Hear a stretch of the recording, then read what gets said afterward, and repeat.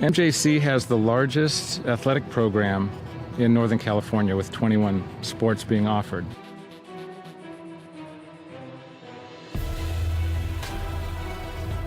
I first came to MJC, Coach Stivers came to my house with Coach Peterson, and they kind of convinced me. Then the next day they put me out in Modesto B saying that Danny Velasquez commits to MJC. I've always wanted to be a swimmer, and I thought that swimming at a JC first, I'd dip my feet in the pool and see if I'd get recruited or not. It's very competitive, and you get very close with your teammates.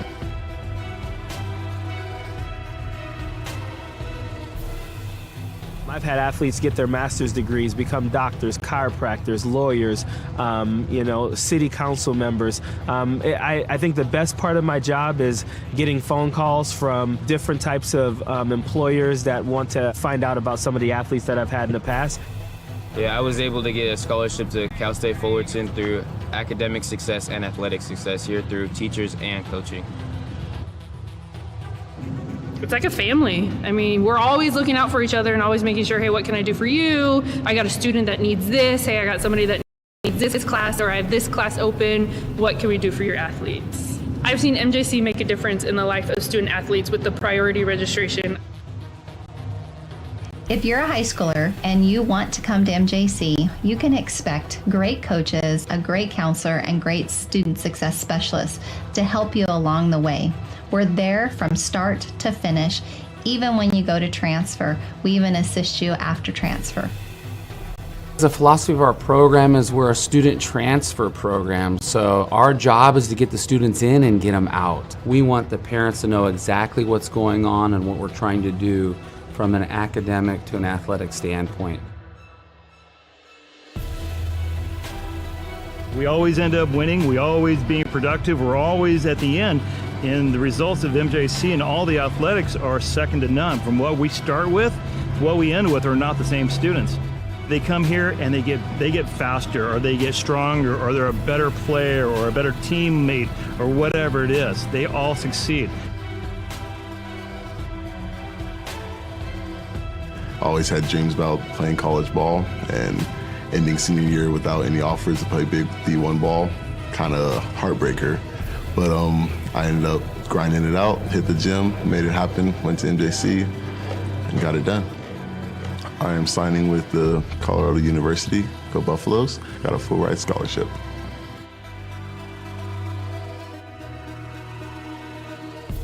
As long as you're ready to work, like Mustafa and all the other successful students we've had, all of the resources are there for you. MJC has made me realize I can do anything. With all the hard work I can put into it, there's so much more I've done that I didn't realize I could do. Go Pirates! Go Pirates! Go Pirates! Arr, go Pirates! Go Pirates!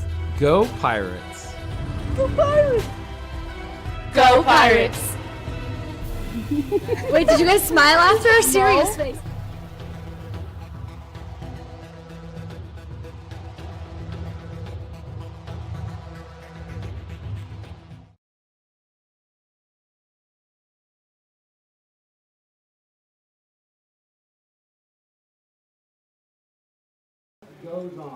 Big time early season litmus test between two highly ranked teams in the CCAA, poised to be a force in all of California. Plenty of familiarity between these squads who met in the playoffs a year ago, and they're going to meet again this afternoon at Modesto Junior College Stadium. It's the top-ranked Bulldogs from the College of San Mateo and the 6th-ranked Pirates of Modesto Junior College. Coming up next on NorCal Sports TV.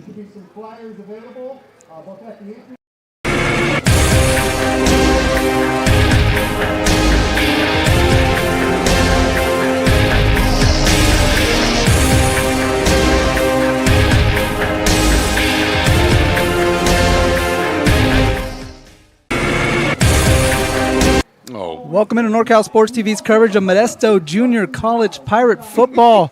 Along with my broadcast partner, Chris Babcock, I'm Mario Ramos, bringing the action here from Modesto. Beautiful day on Tully Avenue. Chris, big-time matchup. The top-ranked team in the state coming in, taking on a Modesto Junior College team that's been flying pretty high. Going to find out a lot about Modesto this afternoon. Well, first of all, thank you to the California Highway Patrol for clearing the freeways and me breaking several speed limits to get here for this matchup. We could get into a lot of different things, but there's a couple of simple points to remember about today's game. Talking about teams being familiar with each other, this is the third time that San Mateo and Modesto have met in, if my Chico State math is correct, 351 days. Wow. So nobody's going to be really fooling anybody today, Yep. and I think it's going to really get down to who's going to block better up front, and specifically focused on Modesto JC's. They're up front. They've been very successful for a long time. They've lost 16 games, Mario, in the last 4 years. Wow. 7 of those losses have come to San Mateo. That's 44%. So you can hug into those numbers, but really when it gets down to it and keeping in the basics, it's about what's Modesto's offensive line, how are they going to block up front and execute the running game of the Pirates. Yeah, definitely the front four of this College of San Mateo Bulldogs defensively, something to watch up there, led by Odera Okaka, big-time defensive end, but they're stout up the middle as well. And Modesto's been flying high, outscoring their first two opponents, Laney and Santa Rosa, by a combined score of 95-31. And San Mateo, like you mentioned, kind of wants to slow this one out. No one's pulling any punches, but they want to turn this into a slugfest and kind of muddy up this game if they can here on a beautiful Saturday afternoon. I mean, this is the defending NorCal champion. They were the state champion before, and the tides have really turned towards San Mateo. These teams have been playing since 1926. Wow. San Mateo got that win 34-12, and overall they lead in this series 32-21-3. But San Mateo has won the last 7 matchups, as we mentioned, and 3 of those have come at the end of the season. Yeah, like you mentioned, the playoffs, MJC getting there and running into this Bulldog buzzsaw that's ultimately knocked them out, as San Mateo has gone on to greener pastures, winning the state championship a couple of years ago, losing last year to Riverside. Again, coming into the game ranked number 1 in the state. MJC not doing too shabby as well, ranked number 6, led by quarterback Luke Weaver, who's had a tremendous start to this season. If you look up Luke in in an encyclopedia that nobody has anymore, his picture, it says efficient. He's very efficient, and I love how when he goes to run, either a designed run or a scramble, he's very decisive. When he throws a football, he's very decisive, and because he's played a lot of football. He's been around this program for a long time. But talking about San Mateo, if they're ever vulnerable, which, gosh, they're, the record speaks for itself. It's early in the season. This year, don't have as many returners coming back. Nobody's going to have a pity party for them. Yeah. But they're still it's early in the year, but they're going to start hitting their stride. They got the win over Sierra, was very hot, so they played in a humid game, and then last week got the win over Reedley, throwing the goose egg. Yeah, 27-26 at Sierra in the opener, 23-0 against Reedley. And you see the captains taking the field. Getting the coin toss here from official Brian Mickelson. As we're just about set and get underway between two 2-0 squads. And we go 3-0, picking up an impressive win today. And definitely have eyeballs on you the rest of the way as San Mateo won the toss. Yep. And they deferred. Yep. MJC will kick, and it looks like they're going to flip sides of the field. Perhaps. No, I think they're good where they're at. All right, so the Bulldogs. It's a funny thing. We talked. It's we're announcing the game. We want to get the numbers correct, etc. As the game saw Rusty, gave Coach Stivers a hug. He said, "Yes, we're going to try different shades of blue." I wasn't even going to ask him about the uniforms, but I love his response, and both coaches helping us prepare for this game, and hopefully it's reflective in the broadcast. But you've got teams that know each other, they're familiar. You've got all these keys. And, Luis, did we want to go first for the 3 keys of victory for San Mateo? Let's do that. Check it out. Protect the football, win the kicking game, and play Bulldog football. And, Mario, this is just the third key is just playing physical football. Yeah. But as you know about this program, they're very good in special teams. Oh, tremendous in special teams. And that's a big advantage for a squad that's trying to win in all 3 phases of the ball game, and definitely something that to keep an eye on there. MJC pretty good in the kicking game as well with Manuel Duran. So both teams trying to make an impact on that side of the ball. Let's take a look at MJC's keys. These are pretty simple. It's about the ball, and what that means, Mario, is ball security and get the ball. Higher grades on blocking and tackling. This is kind of like in horse racing. I love horse races. You've got a couple of maiden races that you won early on. This is a stakes race. You're going against other winners, right? Yeah, so can you get those things done and win the red zone battles? And those aren't a battle of field goals. Those are scoring touchdowns. Yes, indeed. Time to step aside as we get the national anthem here on NorCal Sports TV.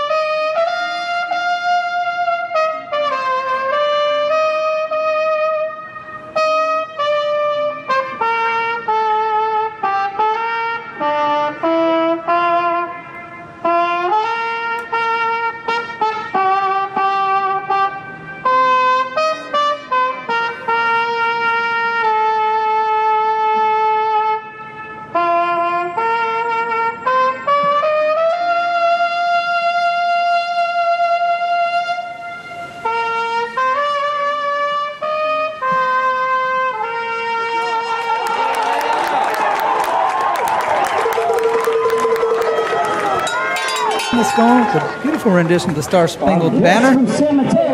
Absolutely gorgeous Saturday afternoon. It's gorgeous when you're up here in the press box, not getting beat by that sun. It's 85 degrees, sunny out here, not a cloud in sight. Tully Avenue, the East Campus of Modesto Junior College. Mario Ramos alongside Chris Babcock. Top-ranked College of San Mateo Bulldogs. Again, won the toss. They deferred. They'll be kicking off to the 6th-ranked Modesto Junior College Pirates. Both teams coming in at 2-0. A big-time early season matchup right here on NorCal Sports TV. And you talked about the disparity in the overall score, but one thing, talking to getting off a good start, and you probably just throw this all out, but MJC has outscored their opponents in the first half 61-24. Yeah. And then you have that, and it's a mixture. It's more run than pass, right? People have to understand that. But when you get off of those leads, that the weight of those offensive linemen can really feel on you. But it's they've got to put some points on the board, because even in those 7 losses, Mario, 2 of those were shut out. So San Mateo's outscored them 251-72 in those 7 matchups. Pirate offense last week in their home opener against Santa Rosa, first half scored touchdowns on all 6 of their possessions in that opening half against the Bear Cubs. As toe meets leather, we are underway. A little squibbler of a kick picked up at the 16-yard line. It's Trace Hernandez trying to maneuver around and find some space. Pretty good return when all said and done. It takes up about the 38-yard line, where MJC will take over here on their opening possession. We'll take a look at the replay again of the kick.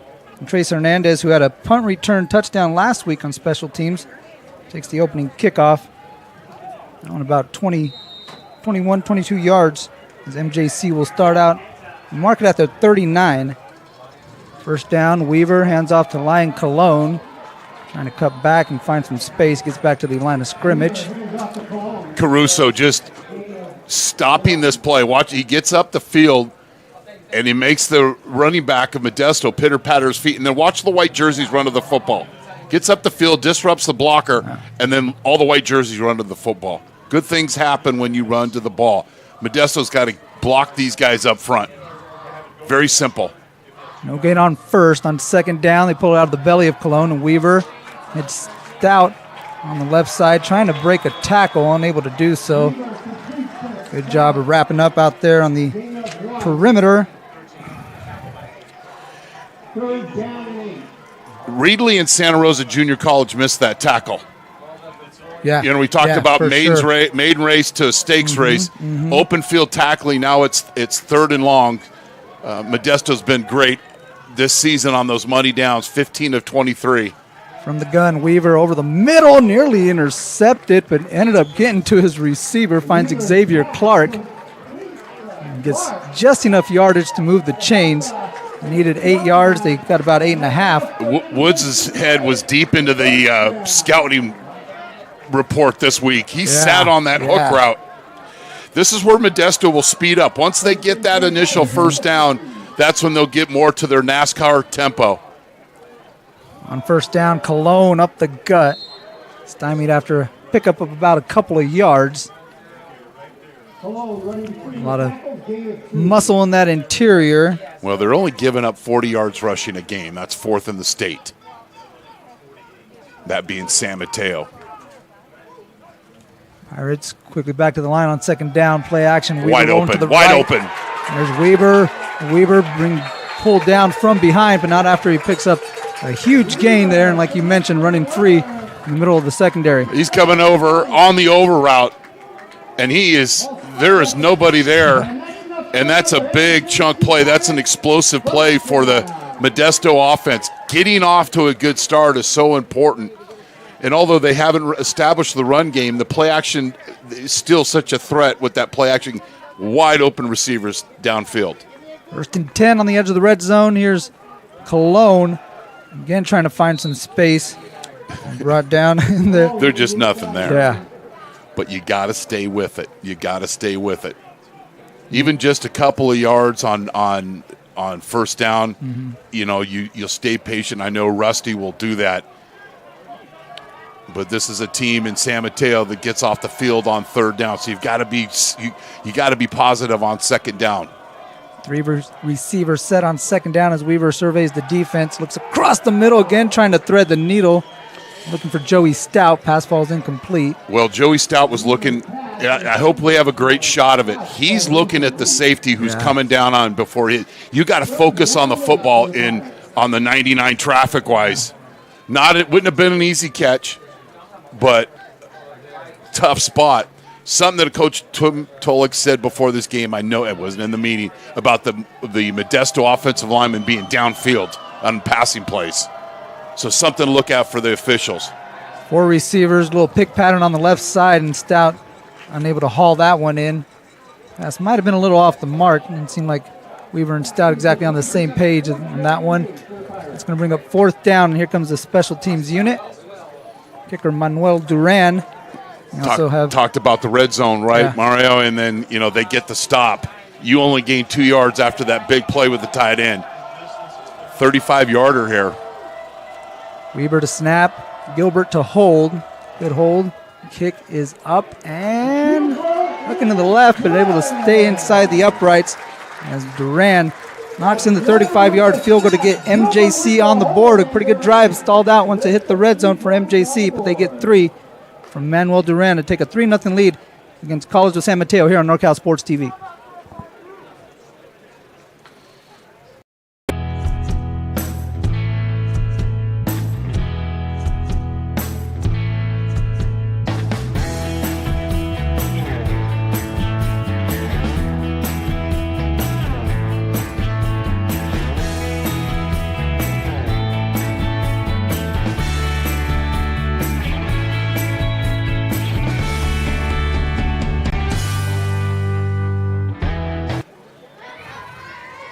Back to Modesto Junior College, where the home team is taking a 3-0 lead on their opening drive. A couple big plays there offensively, but again, getting to that red zone area, the defense tightening up for the Bulldogs and holding the Pirates to 3. We talked about this on the break. I think it's got to be a big day for the Modesto tight ends because the wide receivers are going to get pressed. They're going to get help over the top. You don't want to get the field goal there. You want to get a touchdown, but you got points. This one bounces into the end zone. Trevon Watson going to take it out, looking for space, cuts it back the other way now. Trying to hit the right sideline. And he's going to be ushered out of bounds just shy of the 30. You got to stay in your lanes, and as soon as you get out of your lanes, and then there's a cutback. Yeah. There it is. You see now you've broke containment. So they pick up an extra 20 yards. That's 2 less first downs that they have to get on this drive. Ace formation, double tights. They're going to run this football and run a little naked and boot game out of it. There's Connor Stoddard, a local guy from Houston, played at Downey High School, hands off to the left side. And the first carry of the game goes to Lolo Mateo from East Palo Alto. He went to Patterson High School, so a couple of Sac Joaquin section guys coming back to the area.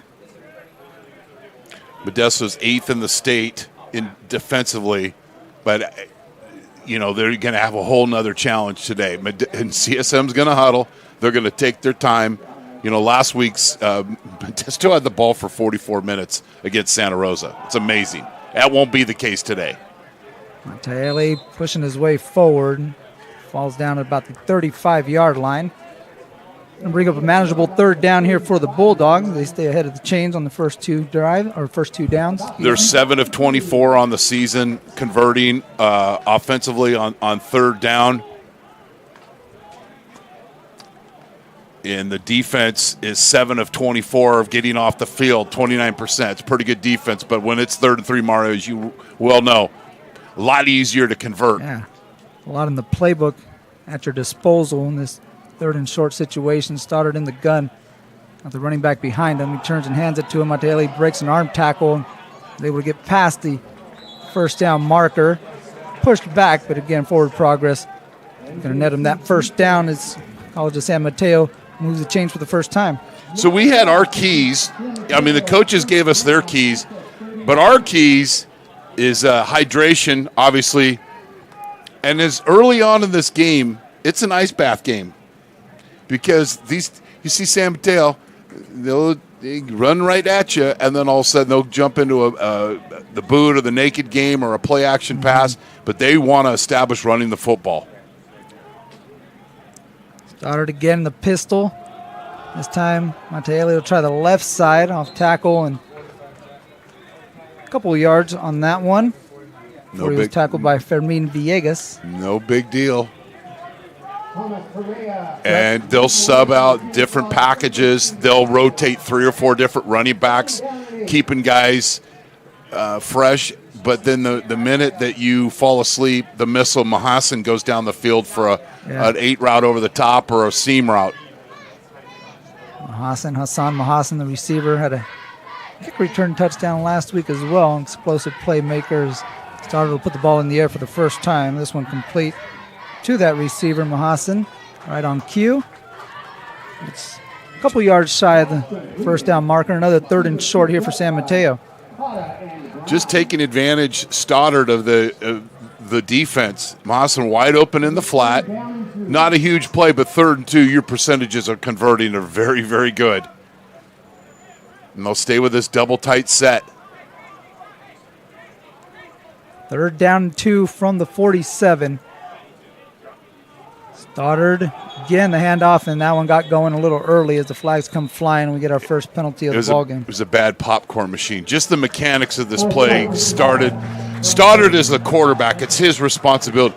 They had plenty of time left on the play clock. Just slow everybody down, get reset, and then run the play. So now, although I don't think MJC put a bunch of things in defensively because you could outsmart yourself, they know they've got to stop the run and be aware of the play action pass, but now it's 3rd and 7. It might be an opportunity for a straight drop back pass. See what Coach Abbasi has dialed up. A bunch of Pirates standing up at the line of scrimmage. 1 down lineman there. See who's coming as they do bring a blitz. And they get it out quickly on the left side. That one caught by Simon Mappa, breaks the initial tackle and able to pick up first down yardage for College of San Mateo.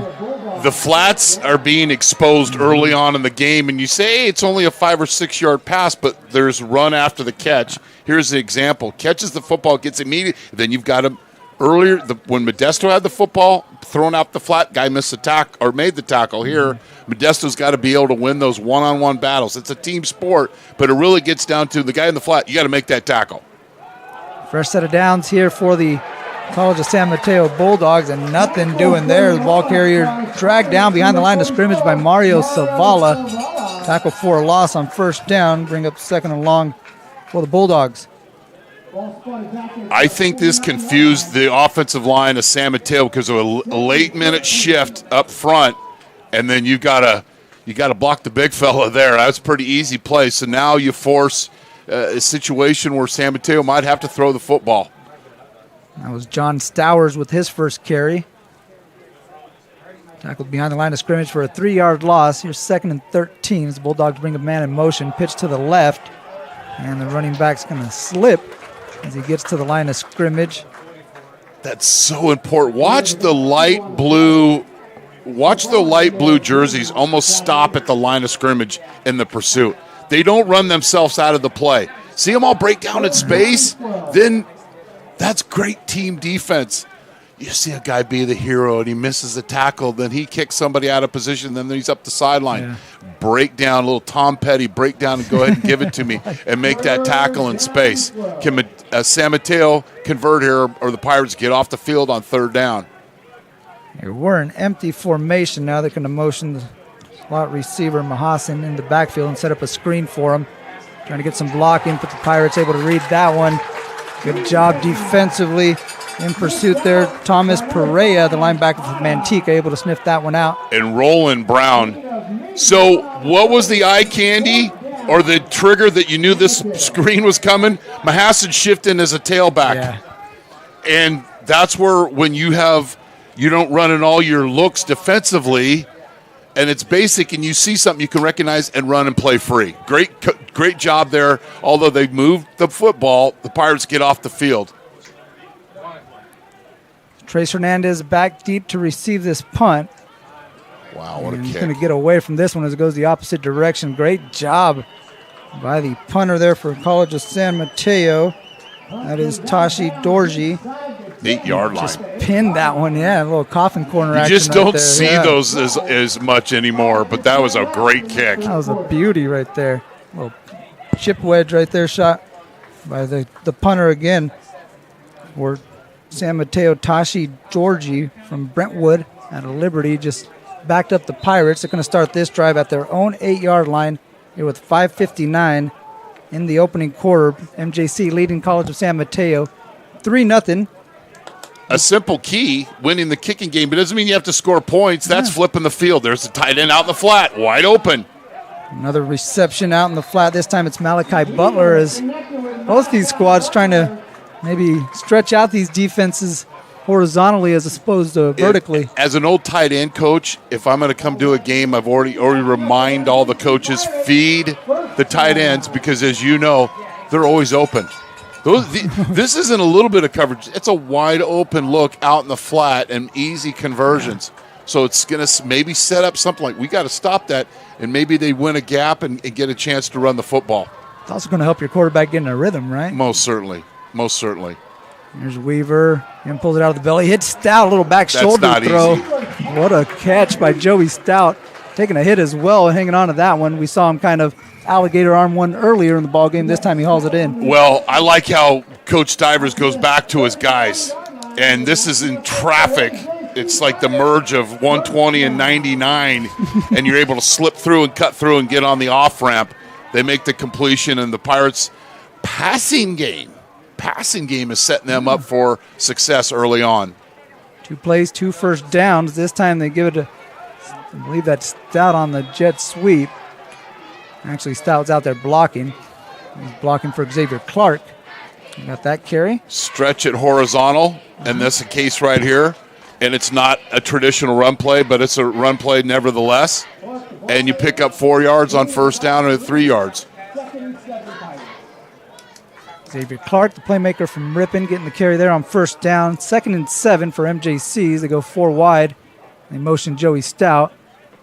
And they get it to him out in the flat, trying to shake a tackle. Stays on his feet. He's trying to stiff arm another guy, and now brought down just above the 40-yard line, about the 41 where he goes out of bounds. Woods didn't make, the corner didn't make the tackle here. Again, attacking the flats. That's an easy read. You got a corn dog blitz. It's not the state fair, but it's a corn dog blitz. And Stout makes the catch and fights for yards. That time, San Mateo didn't make the tackle out in open field. You miss that tackle early, and then you get a little tired. Those turn into big plays. Big plays. Following that third first down, this time they give it to the Lion, and the Lion pushing forward. And drags a couple defenders out to about midfield, just shy of the 50-yard line. This is a very nice seam. Watch the big fellas up front push those white jerseys. Yeah. So you got the nose guard is standing straight up, and it makes it easy to block.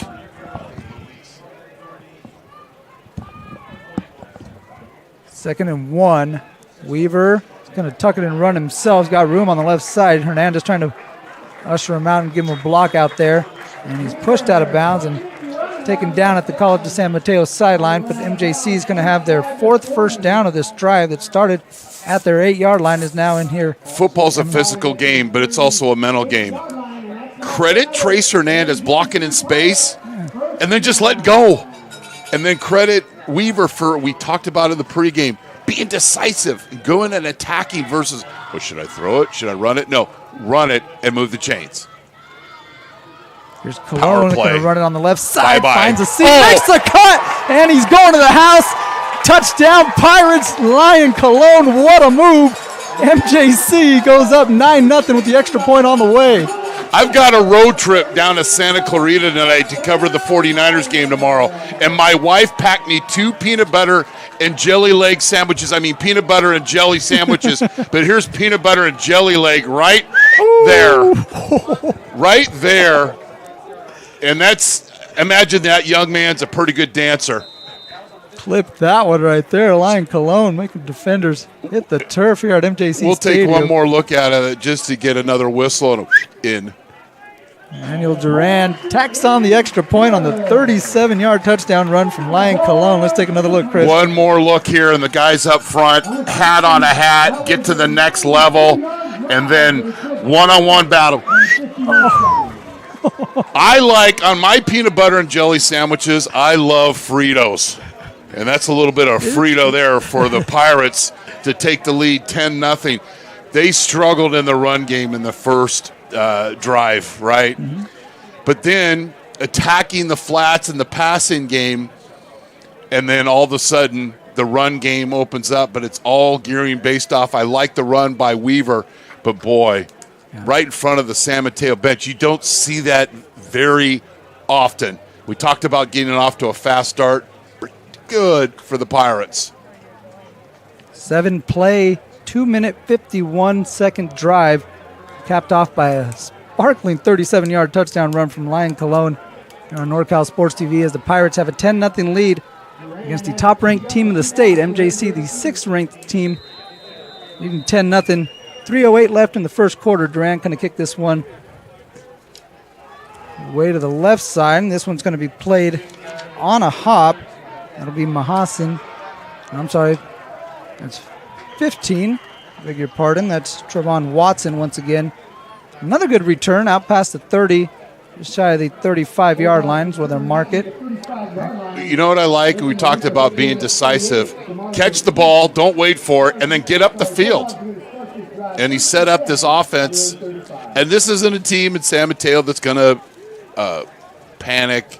They're going to stay with their run game. All is calm. They'll stay with their plan. But it's all about getting off the field on the money downs, 3rd and 4th down. And so far, the Pirates defense won that 3rd down battle and set up, and that's a field flipper. They went, did you say 94 yards? 92 yards. 92. There's my Chico State math failing me. Mateo trying to drag some defenders, and hopping on his back was Jack Hinchy, former Downey Knight, bringing down the former Patterson Tiger. Mateo picks up a couple of yards on 1st down, 2nd and 8. The rule in tackling is grab cloth and don't let go. He was not. Everybody has tackling drills. I get it. It's about in your heart and somewhere else if you want to go and make plays. And you just grab cloth and hold on, and then you hope you trust your teammates are going to run to the football. 2nd and long. Still haven't run, looking for the naked out of this run play. Here it is. It's wide open. Simple. Make a pass completion there to Simone. Mop on the ball comes out. No, he's down. He's down. He's down. He's down. He's down. Whistles are out. No, I don't know this offense at all. Good 2nd down call. It's the boot. Tight end comes across. Got to possess the ball a little bit better. Yeah, see clearly it hit the deck. Yeah. The ball popped out as he's rolling over. 3rd and short. 3rd and about a yard. Position that the Bulldogs want to be in as they give it to Mateo. He makes a cut in the backfield and able to pick up the 1st down. He was going to be stuck for a loss there. He had a defender in the backfield. Robert Burciaga was in there immediately, but he was able to sidestep him and get upfield for the 1st down. Sometimes, the game gets down to what you do in the open field. We've already seen it 3 or 4. Right there, you got a chance for a TFL, and you don't break down in space. You pay the price, and the Bulldogs convert on 3rd down. We saw earlier had a chance for tackle in space, 37-yard run. You got to make those plays out in space. We've got a player going to go to the sideline for Modesto. Yeah, he's grabbing towards the helmet. Oh, that's not good. He's not feeling too well. He's dehydrated. Yeah, we talked a little bit about that hydration earlier, and he's struggling with that as he makes his way to the sideline. That's Elijah Get him in Cota. the shade. Get him in the shade. Stud linebacker for the Pirates is going to need a minute and probably a Gatorade. Well, the thing is also the officials recognize that. His teammates recognize it. It's all about safety. We talk about, get out, hit the guy. You can't. There's sportsmanship. There's safety that's most important. Bootleg or play pass. Stoddard doesn't find anyone to try to tuck it and run. Looking for space. He ran into his own lineman. Burciaga going to bring him down. The flag comes in. Let's see what the call is on this one. Right there in the interior of that offensive line. Unless he grabs some side of face mask. He did. Football's not defensive line play is not all about getting sacks. It's pitter patter. You rush it right here. Stays right at home, and he forces. Yeah. I didn't get the number. I think it was 41. 45. 45. But you don't have to rush past the quarterback. You hold your gap. You force the quarterback to run, but then you can't go Three Stooges and grab that face mask. So that's a penalty base, a 1st down based off penalties. You don't want to have those multiple. You maybe have 1 or 2, but we're here early in the game. You got to manage that.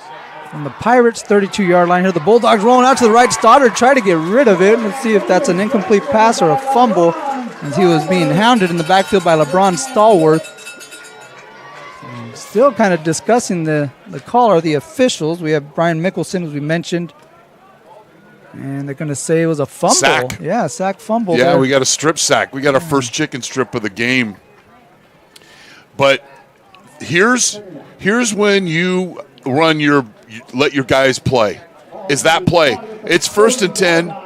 The situation is to run that play, right? Modesto was all over it. Didn't get up the field, defended it very well. I don't think the officials they've got to get this straight here. Oh, that's a quarter. I thought they were going to have a Zoom meeting. First quarter had come to an end. LeBron Stallworth with the sack of Connor Stoddard. An 8-yard loss. It'll be 2nd and 18 when we come back on NorCal Sports TV with the MJC Pirates, 6th-ranked team in the state, leading the top-ranked team, the College of San Mateo Bulldogs, 10-0 after one quarter here on NorCal Sports TV.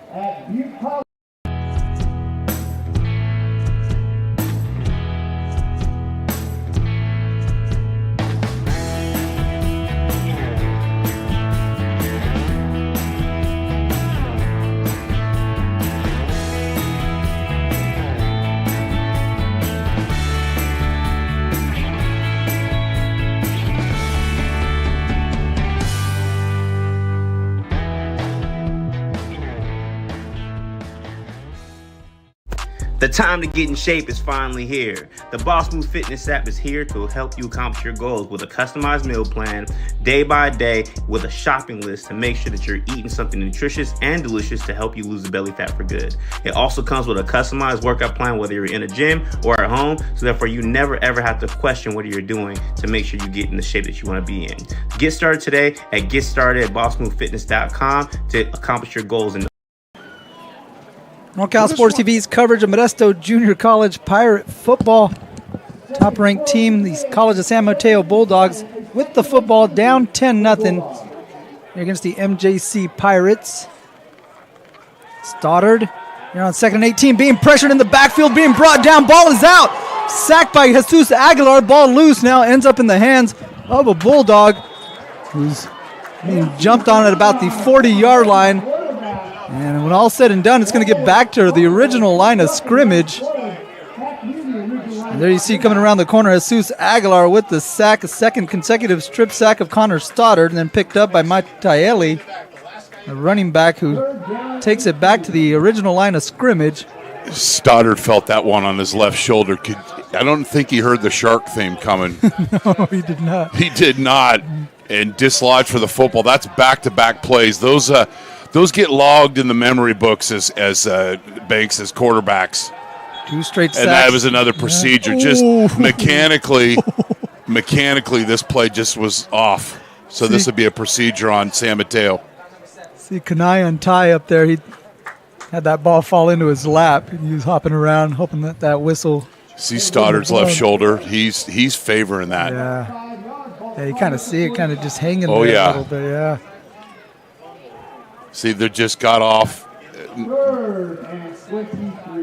There's nowhere on a coach's playbook that for 3rd and 23. I know Coach Abbasi has something dialed up for 3rd and 23. He's bringing the house here. Don't get beat on a double move. And they're going to hand it off. Mateo will try the left side, and they're just trying to pick up. You know what that play call tells one. me? I'm not saying they're giving up. I'm saying Stoddard's shoulder is humming right now. Let's run. Let's use our kicking game, kick it deep, and pin Modesto back. So another punt attempt here for Taji Dorji.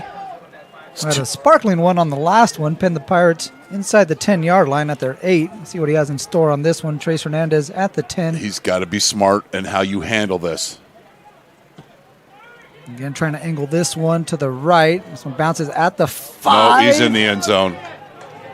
His foot went into the end zone. Yeah, they're going to give it to him. His right at the foot 1. went into the end zone. We had that last week, Chris. We had a guy from Santa Rosa dive into the end zone but kept the ball out. So they're going to give it to him We're at not being the critical 1. of the officials. So just you be the judge. I mean, how about Dorji, though, again? Using the nice little chip wedge. Get that one inside the 10-yard line. Dropped it right at the 5. And it bounced to the 1 before it was played out there by a Bulldog. And now MJC They went 92 on their last drive. They're going to have to go 99 on this one. Ooh. Hey, you know, they're going to could go for the national record for a 99-yard drive or give up or have a safety.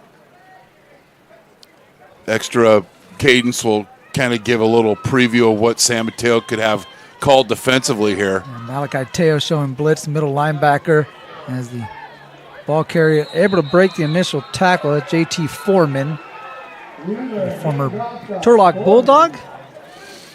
If Weaver would have kept this, I think he's still running. Yeah. Don't think that Coach Stivers didn't notice that either. He won't come back to it now. They got that other edge still. So they'll go a little Vince Scully and make a little note for later. Foreman picks up 2 on first down. He's still in the backfield here on 2nd and 8. They play action to him. Go over the top to Stout, who had a guy hanging on his shoulder, able to get a deflection on that. And it's probably not the timing of that play, but if you go a little street yard here and throw that ball just the middle of the field and give him a chance to run, this might hit. See, there's no deep safety. He's got all that room to work with. Although you want to convert Captain Obvious and get a first down, it's also the point, late arrival on Pirates Airlines. Hustling another receiver, Trent Vink coming in. You don't want your punter to be at the heels of the back of the end zone here. 3rd down and 8. Pirates trying to get out of the shadow of their own goal post. Got plenty of time. Double screen here. Trying to go back to the right side, looking for Clark. Slips out of his hands. You can't look at the defense. You got to catch this football. There's a seam there. There's a seam there to convert. But when you're focused on other things besides the football, because your hands will never drop a ball that you catch with your eyes. Book that one. So, but San Mateo doesn't convert, but they flip the field here. This time, they get the stop because you're not going to make a habit of going 90-plus yards against this Bulldog defense. The special teams and defense of San Mateo picking up the offense, and now there you go. There's a block in there the back of the end zone. There you go. Unbelievable special teams play by Nate Abbott, the linebacker from Bakersfield, California, getting into the backfield and blocking the punt of Cole Gilbert out the back of the end zone. A safety for the College of San Mateo Bulldogs here gets them on the board 2-0 as they're going to get the football back following the blocked punt. Oh, you got to be the personal protector, inside personal protector was way late. You can't be late. That's the result. So, you know, Modesto's rolling along. They're at 10-zip, but this is where these keys for Coach Tolick today. Yeah. Win the kicking game and play Bulldog football. It's all wrapped up in just this one play. The middle guy who's closing the doors got to anticipate that. He doesn't, and then he doesn't even yell, look out. Then the punter's only 9 yards away from the defense at that point. Mm-hmm. And we used to call that, you know, I'm probably dating myself, but danger punt, because all the gills, you want to snap it and kick it. Yeah. And if you delay, so now we've got the safety, and you're going to get in the hands of this lethal returning core of San Mateo. But that's complimentary football. It just right in one series. Exhibit A right there. Pin them down at the 1 yard line. Come back and block the punt. Now all of a sudden you're back into the ball game. 10-8 as Watson's going to get another crack at a kick return and breaks out of a bunch of tackles. Look out. Got room on the left side. Still on his feet, but then dropped down just shy of the 40-yard line. Tackle made out there by Luis Vargas, and if it wasn't Vargas, Watson might still be going. This is another example of the athleticism of the San Mateo team. You've got some guys breaking down, but then right there when you're running and it turns into a Keystone Cop where you're getting knocked out by friendly fire, and then Vargas does a great job of making that tackle. Yeah. But once again, San Mateo has really good field position. Momentum going the way of the top-ranked Bulldogs here after that block punt. Stoddard looking to take guy's advantage wide open in the flat. wide open in the flat, but Stoddard takes and picks up the first down. He had Mahassan, who's wide open on this play. Picked up a block from him to allow him to pick up a few more yardage. He didn't go pout party. He just kept being a football player. Didn't get the football. Then I'm going to convert into a blocker right there. Oh. And picked up a few extra yards. But then you also protect your quarterback from getting sharked on the dangerous sidelines of Modesto Junior College Stadium. First down run there, 15 yards for Connor Stoddard. Oh, nice cut up the middle by the running back Mahassan, receiver Mahassan in the backfield. So just a football player, we'll call him. You have to anticipate the cut back. So watch the backside fill player. You've got to anticipate this shouldn't be a surprise party when they cut it back. Right there. But then the edge guy popped up and got sledded completely out of the picture. So great job by his teammate of filling his gap because his gap got destroyed. Second down and 7. They're going to pitch it to the right. Looking for Mahassan again. He cuts it back across the middle. Still trying to bounce it. And then he's dropped down by the shoestrings by Jesus Aguilar. You got to use the line of scrimmage kind of as a boundary. Watch the blue jerseys not run themselves out of space. See, they're still playing along the line of scrimmage. You take a step up and you have a faster player than you, he's going to run right behind you. So we go Tom Petty again, break down and go ahead and give it to me. And great team defense that time by the Pirates. Third and medium, 3rd and 5. Stoddard, pressure coming, pocket collapsing. He's able to get out to the right side, but nowhere near his intended receiver. That one in the direction of KB Boone Nelson falls incomplete. You know what this is? You know, I try to study sometimes in school, but sometimes I didn't, and then I just guessed. This is a guess because Stoddard has no vision on this play.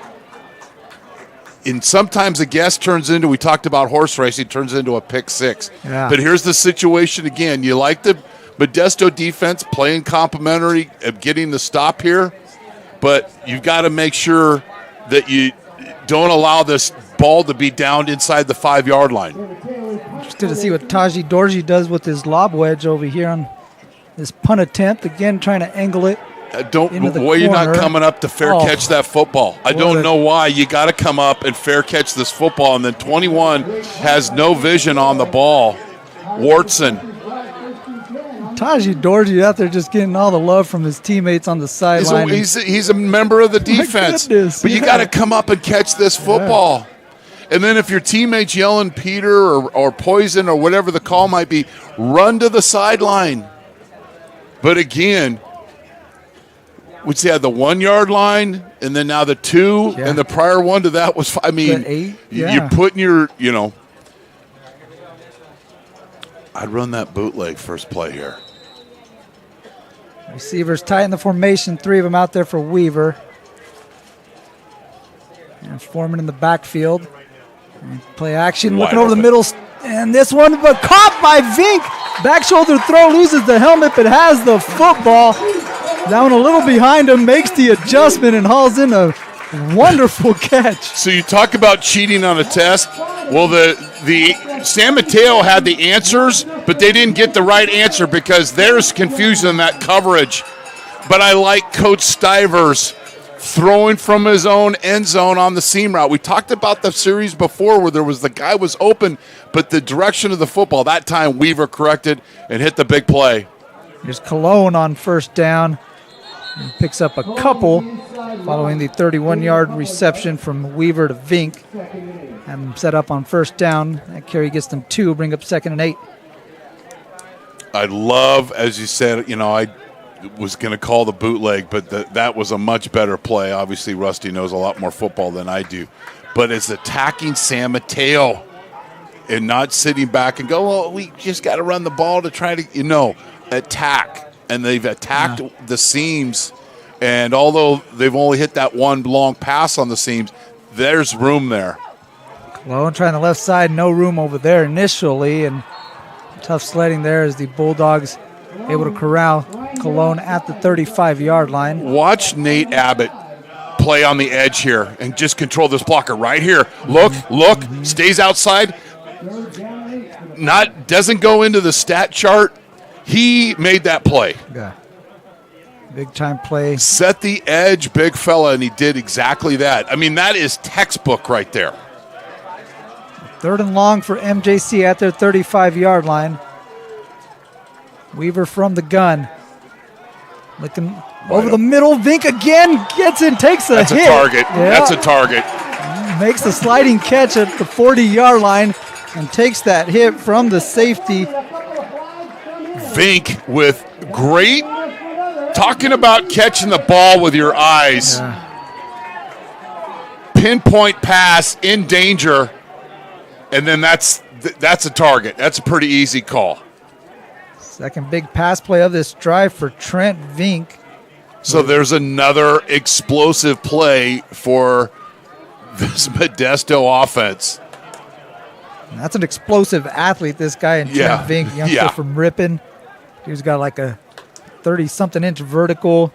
You see him come out here showing the speed on display, but how about the ball skills? A couple of tough catches on here. Ball skills start with, I'm just going to catch this ball, right? Mentally, that I'm going to just go and hunt. And he did exactly that. Then he gets, and then ejection. Oh, that's Kyle Hall who came in with that targeting hit. It's not the first, and I'll just say this very nicely, aggressive tackle that's happened in the backfield like that. Mm-hmm. So now you're in great field position after you've got 2 big pass plays. Now you might start up that Pirate running game once again. But having the wide side of the field, don't be surprised if Weaver attacking. But one thing with this relationship with Rusty Stiver and Luke Weaver, it's one word, and it's all about what coaching is and playing is. It's trust. Rusty trusts this quarterback unlike any other that he's had in his time here at Modesto. And he's been here a minute. This is 20th at MJC. It's 11th as a head coach. And he's had some guys that we've enjoyed covering. For sure. And Weaver definitely sticking out like a sore thumb as he pulls it out of the pocket, looking for the end zone. Pass caught in the end zone. What a leaping play. Hauled in there by Malachi Butler. Touchdown, MJC. You know that game of Clue, and they always say the Butler did it. The Butler did it right here. And we talking about staying aggressive. Yeah. Staying aggressive. This is that naked play, and it's bean dip. You got several layers. Sometimes you just get the cheese, the bean, and all the goodies all in one shot. And there's an example. Nice throw by Weaver. Somebody in the booth recognized, and also in the preparation of the game, when we run this, we've seen them run against that, you're going to have one-on-one coverage, and the Butler did it. Malachi Butler with the 26-yard touchdown pass, an absolutely beautiful throw there from Luke Weaver. His first touchdown of the game as the Pirates go up 17-2 over the top-ranked College of San Mateo Bulldogs. MJC Pirate Football on NorCal Sports TV. The time to get in shape is finally here. The Boss Move Fitness app is here to help you accomplish your goals with a customized meal plan, day by day, with a shopping list to make sure that you're eating something nutritious and delicious to help you lose the belly fat for good. It also comes with a customized workout plan, whether you're in a gym or at home, so therefore you never ever have to question what you're doing to make sure you get in the shape that you want to be in. Get started today at GetStarted@BossMoveFitness.com to accomplish your goals. And You got to be careful attacking the bean dip. Pirates going after that bean dip right there. Malachi Butler, an absolutely awesome catch, and what a throw there. When he got a 6'8" target, right? Put it up there. Yeah, I mean, Luis, can we show that one again before the kickoff? Got Manuel Duran up and out here getting ready to. Oh, I screwed everything up. I screwed everything up. Here's Duran kicking it away. I'll run laps after the broadcast. This one caught by Jeremiah Hill. Able to get near the 30-yard line. The flag comes flying out, a late flag. Again, another solid return here for San Mateo, who's kind of winning the kicking game around here, but so far on the scoreboard, MJC 17-2 as we take a look at the call here from Brian Mickelson.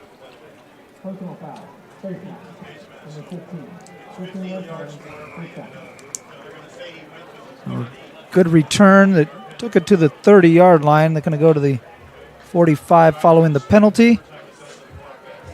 Again, good field position for San Mateo, their best of the afternoon. Down 17-2, they'll have the ball here for the fourth time, Chris. Yeah, just a great start for Modesto. If you're San Mateo, you're going to still continue to run the football. They get the ball to start the second half. Mm-hmm. Yeah, you get a score here to stop and then get the ball back, right? You're cooking with peanut oil at that point. The motion, the receiver in the slot, and now look in his direction. This one caught by Mahasin, and here come the Pirates swarming all over him, and Elijah Cota had the initial wrap up, and like you said, grab some cloth, don't let go. Cota able to do that on first down. This is what happens when you cut back in at where all the big fellas are. Oh, I got something out here. And then watch the blue jerseys run to the football and breaking down in space. Could have been a much bigger gain. Light blue jerseys today for the Pirates. We've got royal blue, light blue, white, black, gray. We got all of them. Well, hopefully they don't have blue by you coverage. They'll be in real trouble. Mateo, left side, first down yardage, still rumbling through the Pirates defense, pushing defenders out near the 40-yard line in Pirate territory. First down, College of San Mateo. This would have been just a first down, but just a 5-yard gain. But watch the extra yardage when this young man drops his shoulder right there. You can't tackle him up top. You've got to break down, and you have to team tackle him. I don't want to get canceled and say gang tackle. Just kidding. Mateo, 6 physical feet, run. Physical 210. run. He's going to get it here on first down. Makes one cut and gets upfield. Pick up about 4 yards. Another positive game for Lolo Mateo. Kind of a little Derrick Henry in him. Kind of a longer guy, 6 feet, like I mentioned. Yeah, they're not in any type of hurry. They would love to just play keep away here and score and end the half. And I know it's 6:42, but you got 40 seconds of play. You stay in bounds. You can run a lot of clock off and be physical and punishing and really take a little bit of momentum here. Hassan coming inside. And this is a carry up the gut. They've got a lot of running backs that are capable of running the football, and there's another one in John Stowers. Yeah, Stowers. We already seen him touch the football a number of times, and he just gets upfield. There's no dancing. He just gets upfield, and when you run in that zone blocking scheme, you just want one guys at one cut and go. Picks up a first down for College of San Mateo. They have it at the MJC 30-yard line, coming up on 6 minutes left to play in the first half. Stoddard play action. Stoddard takes a hit after he gets rid of it. He's looking for the running back Stowers, who's clearing out to the flat. And Stoddard took another big hit. And if you're gonna throw this pass, throw it early. He's open early. Boom, boom, boom, boom. Throw it. Maybe Stowers is a little bit. Should have got out there a little bit more of a hurry. You run that through that gap and get your head around. But that stops the clock.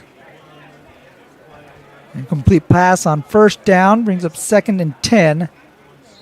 Hassan again in motion, and looks like we're going to have a timeout taken by Coach Eddie Abbasi. Saw something he didn't like defensively, so he'll talk it over.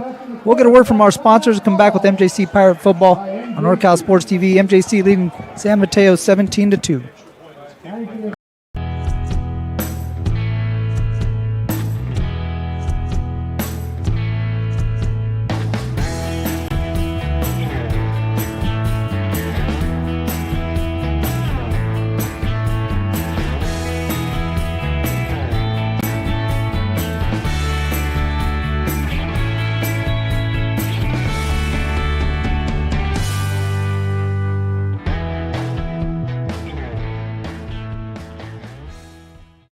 The time to get in shape is finally here. The Boss Move Fitness app is here to help you accomplish your goals with a customized meal plan, day by day, with a shopping list to make sure that you're eating something nutritious and delicious to help you lose the belly fat for good. It also comes with a customized workout plan, whether you're in a gym or at home, so therefore you never ever have to question what you're doing to make sure you get in the shape that you want to be in. Get started today at GetStartedAtBossMoveFitness.com to accomplish your goals. Welcome back. NorCal Sports TV's coverage of Modesto Junior College Pirate football, along with Chris Babcock. I'm Mario Ramos. Pleasure to be alongside you as the 6th-ranked MJC Pirates lead the top-ranked College of San Mateo Bulldogs 17-2. It's 2nd and 10 for the Bulldogs. They give it to Lolo Mateo, who takes it to the 25-yard line, picks up 5. It'll bring up 3rd down and 5. With the almond growers used to say, 2 cans a week or 2 cans a month. They just want to get 5 yards of carry and just continue to hold on to this football. But I like the timeout by Coach Abbasi, because you know what? Those timeouts are investments, and you feel that it's worth at that point to call the timeout to regroup. Totally with that call. See if it pays off. There's 3rd down. Mateo finding room, making a couple jump cuts, and now being brought down from behind as you have Dylan Lozano hopping on his back. But again, another good carry from Lolo Mateo, this time inside the red zone to the 13-yard line. It'll be 1st and 10. How about that jump cut? Yeah. I mean, the first guy is not bringing him down. And I think legal substitution. Oh, sideline warning. Sideline warning on CSM. Did the coaches have to write sentences? In school I got a lot of warnings, and then they turned into long writing those sentences. I will stay 3rd back. week of the year, just call the penalty. But these sidelines are treacherous, to say the least. Stowers in the backfield with Stoddard.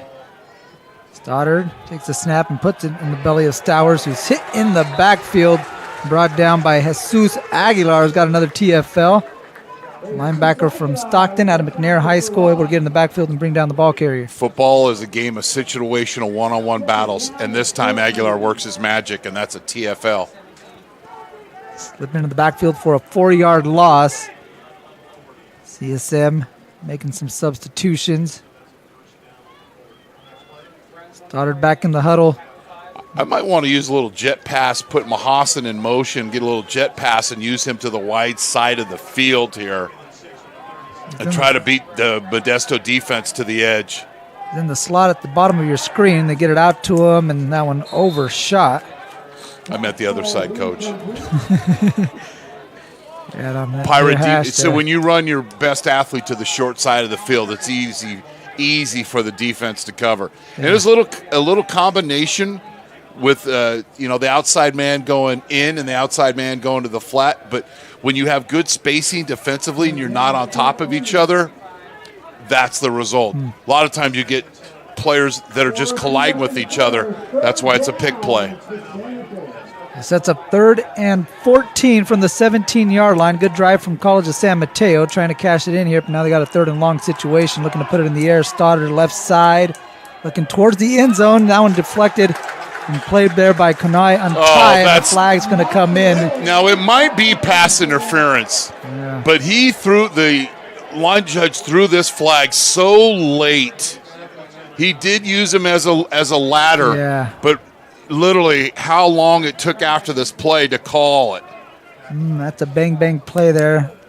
There was some contact, and they're going to that's a good 4 or 5 seconds after the play. So is that the second first down on penalties on Modesto? And the Modesto coaching staff is not happy at all. So that's going to set up College of San Mateo with a 1st and goal from the 4-yard line. And I think what the Modesto coaches they're going to call timeout here, is that it's not the call, it's when you call that. And what I mean is not the situation of the game, but throw it right away. Don't allow the other coaching staff, or it appear rather, I'm not saying he's been influenced, you throw that flag right away if you saw it correctly. And I think that's what Coach Stivers is not happy about. But if you're Modesto, you got to get over it. Yeah. You got to get over it.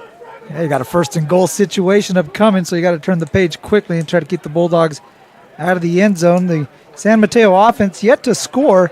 They got their 2 points on a blocked punt. And they've got 30 yards in penalties. Yeah. 45 yards in penalties for Modesto. Rusty's still down here debating. Yeah. Not debating, just I know what he's saying too. Make the call. Don't allow the other coaches to influence your call. And I'm not saying it did, but that's what it appeared to be, right? So if you're Modesto, you got to clean this up. You got to barrel down here and hold them to a field goal attempt. Easier said than done.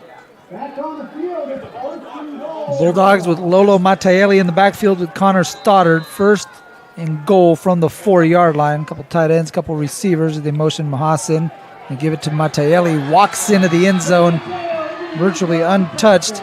Sheds a leg tackle there at the goal line. He's in for 4. Yeah. 4-yard touchdown run. The White Sea parts right here, right up the gut for San Mateo.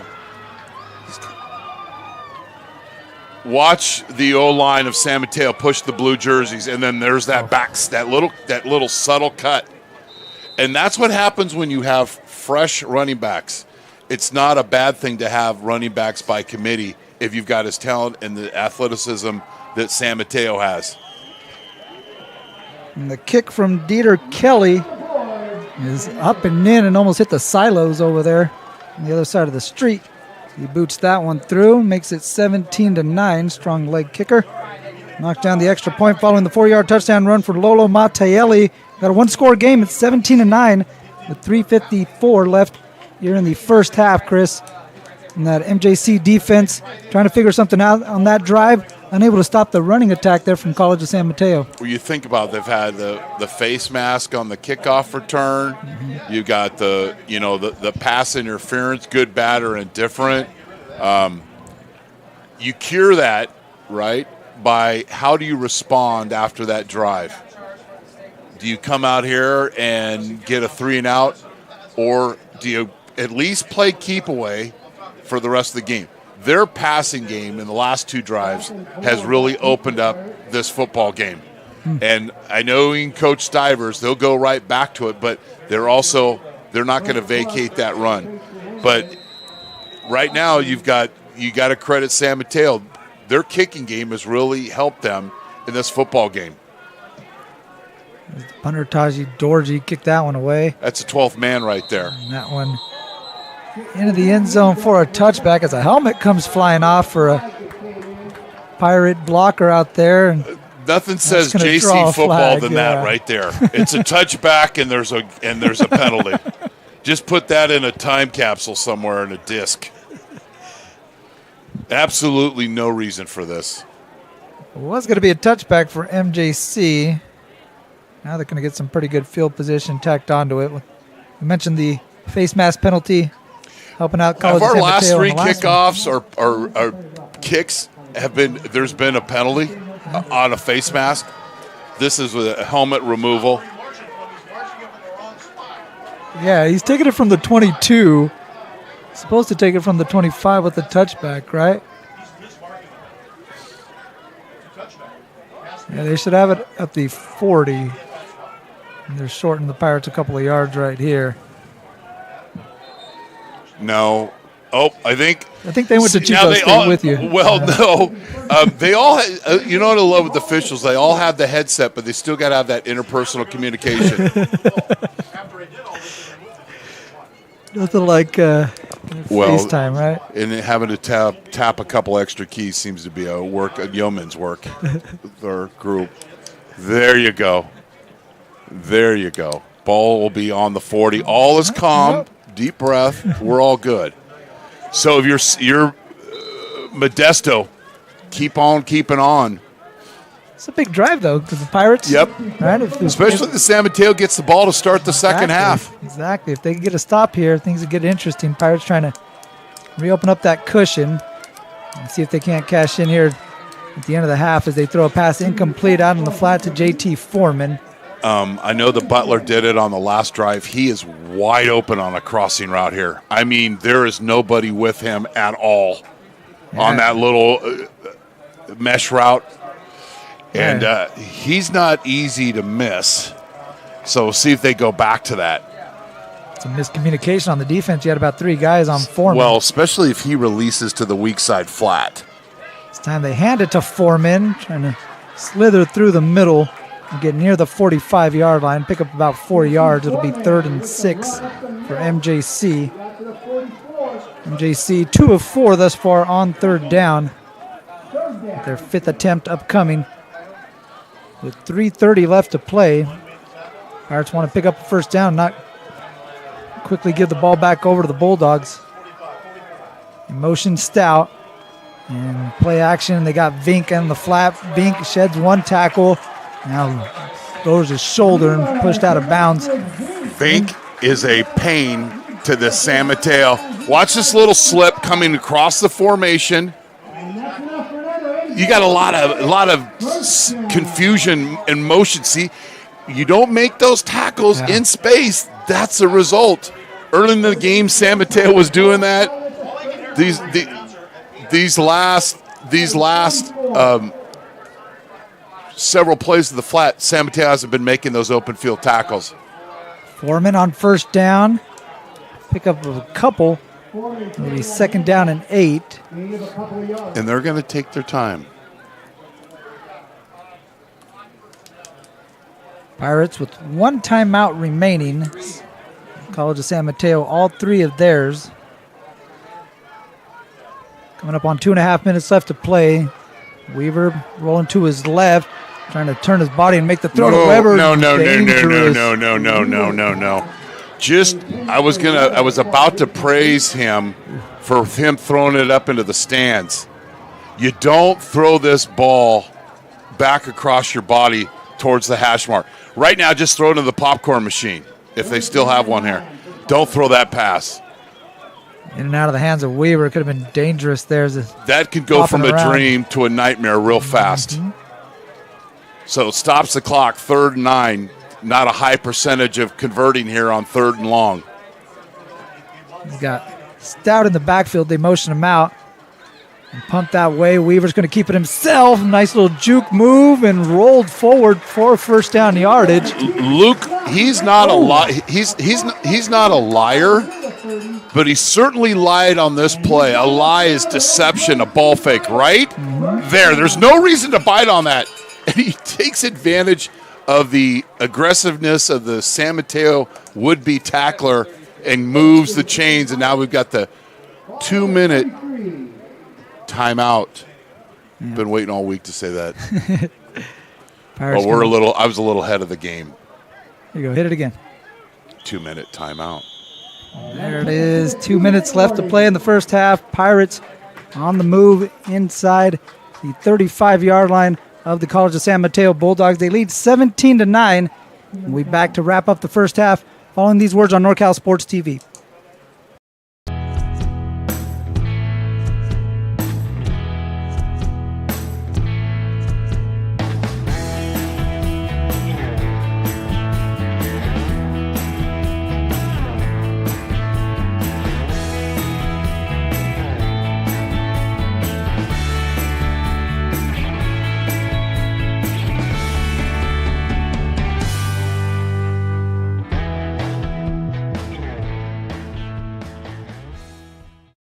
The time to get in shape is finally here. The Boss Move Fitness app is here to help you accomplish your goals with a customized meal plan, day by day, with a shopping list to make sure that you're eating something nutritious and delicious to help you lose the belly fat for good.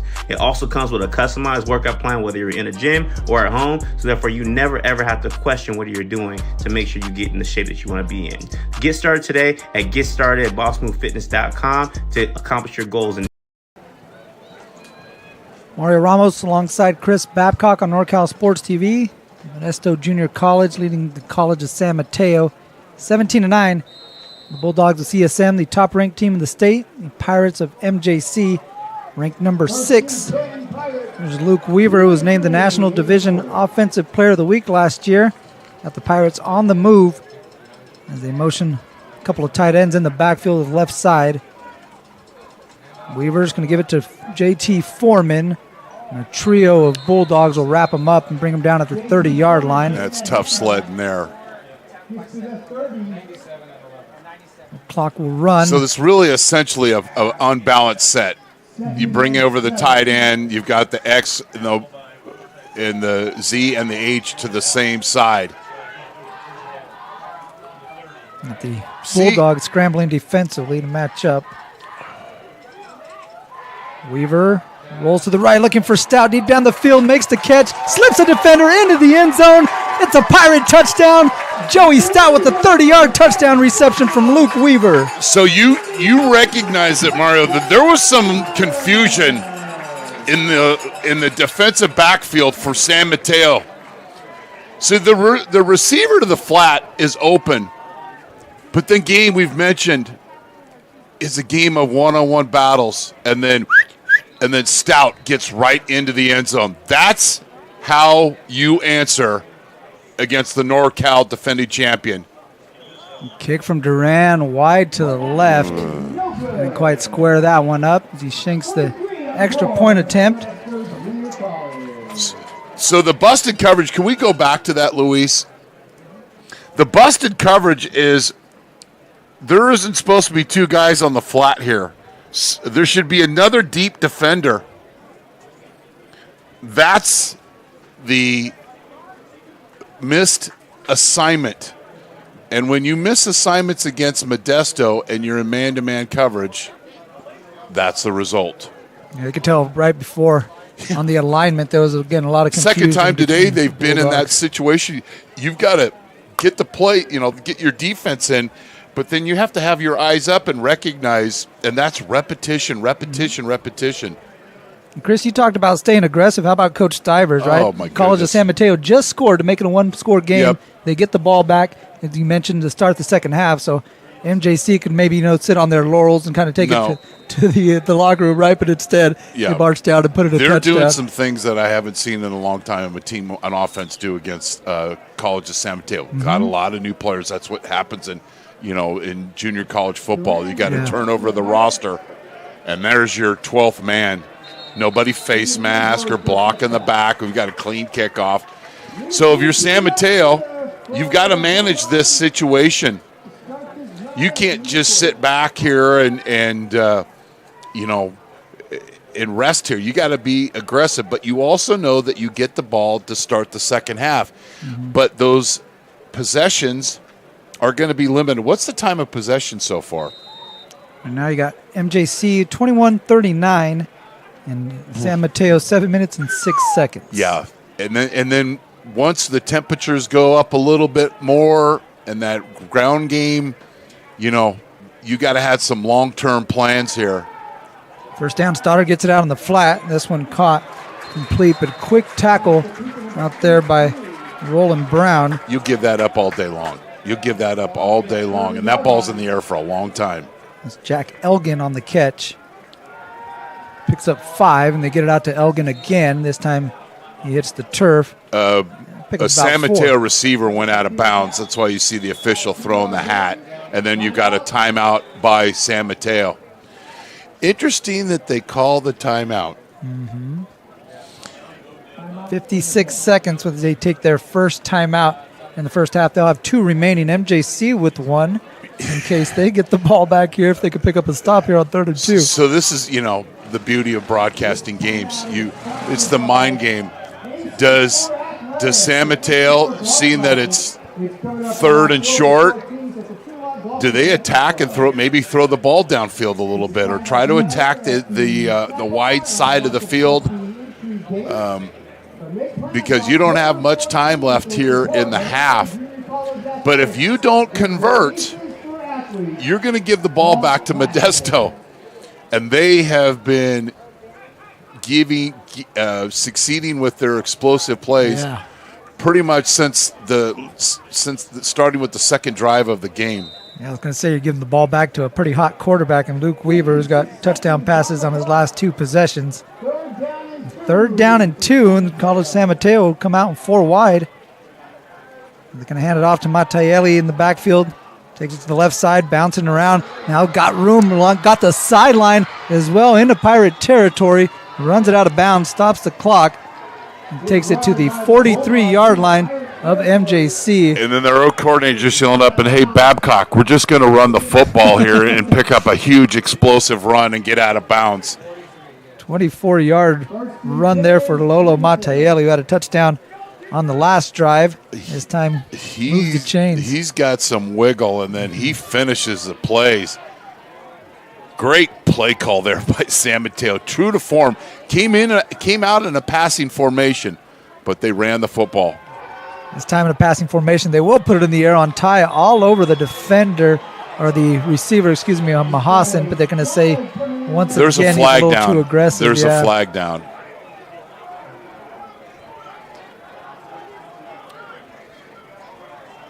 Ty out there on an island and kind of had the off arm wrapped around the receiver, it looked like.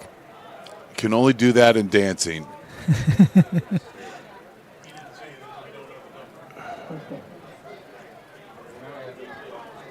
And Ty been solid this season. He's been called for a couple penalties here in the ball game today. But he's going to be physical. He's going to be around the football a lot. So take the good with the bad, and that time it goes College of San Mateo's ways. They got a first down and 10 from the MJC 37.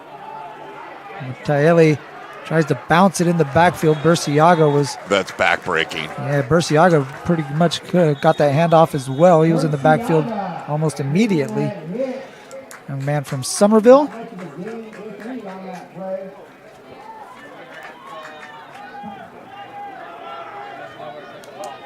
So a timeout taken by College of San Mateo. That's their second timeout of the half. Both teams will have one timeout remaining.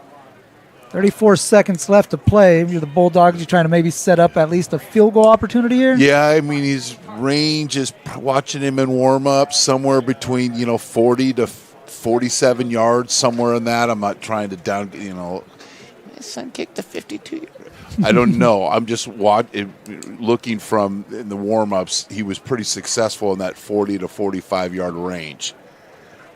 To get some kind of score here for if you're San Mateo, you're riding high going into the locker room. Know you can get the ball to start the second half. Coach Stivers out just saying his piece about the second pass interference call. Second pass interference of the game on Kunai on Ty. So if you're San Mateo, you catch a football, get out of bounds. Get out of bounds. 34 seconds, second down and 12. Bulldogs have it at their 39. I'm sorry, at the MJC 39. And I don't think even Mahasan is in on this play.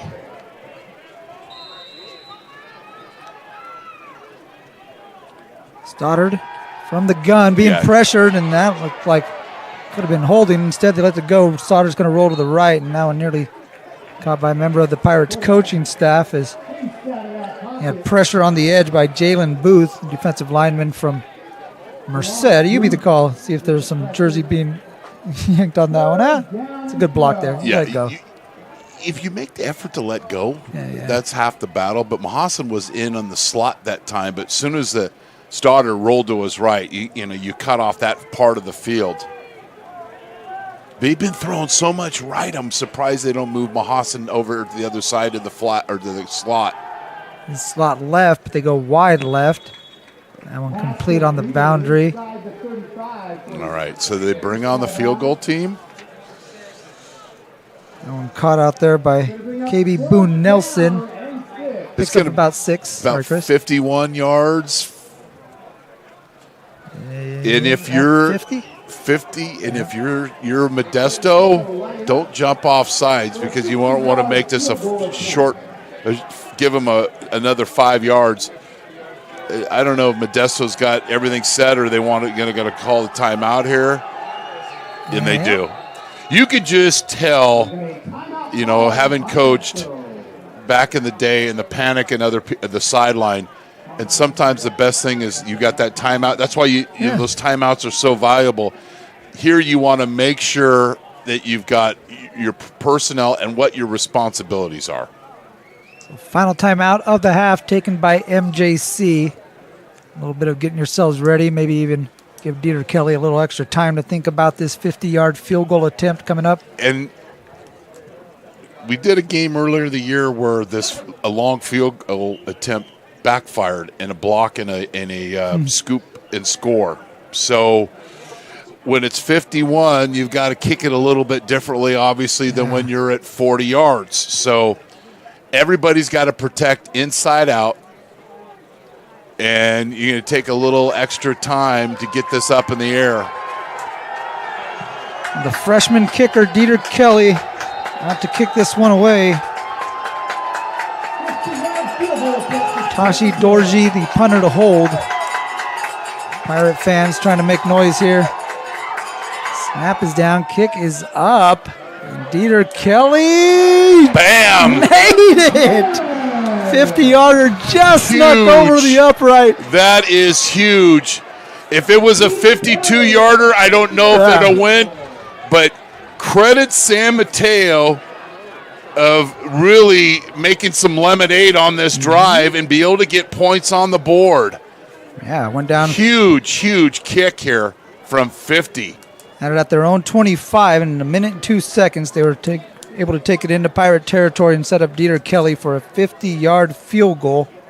So they got a touchdown, a field goal, and a yards, safety. it might have gone 53, but to do that on the road is incredible. So you've seen tonight that the punt game of pinning Sam is, although Modesto had a few long drives, but the kicking game has really kept San Mateo in this football game.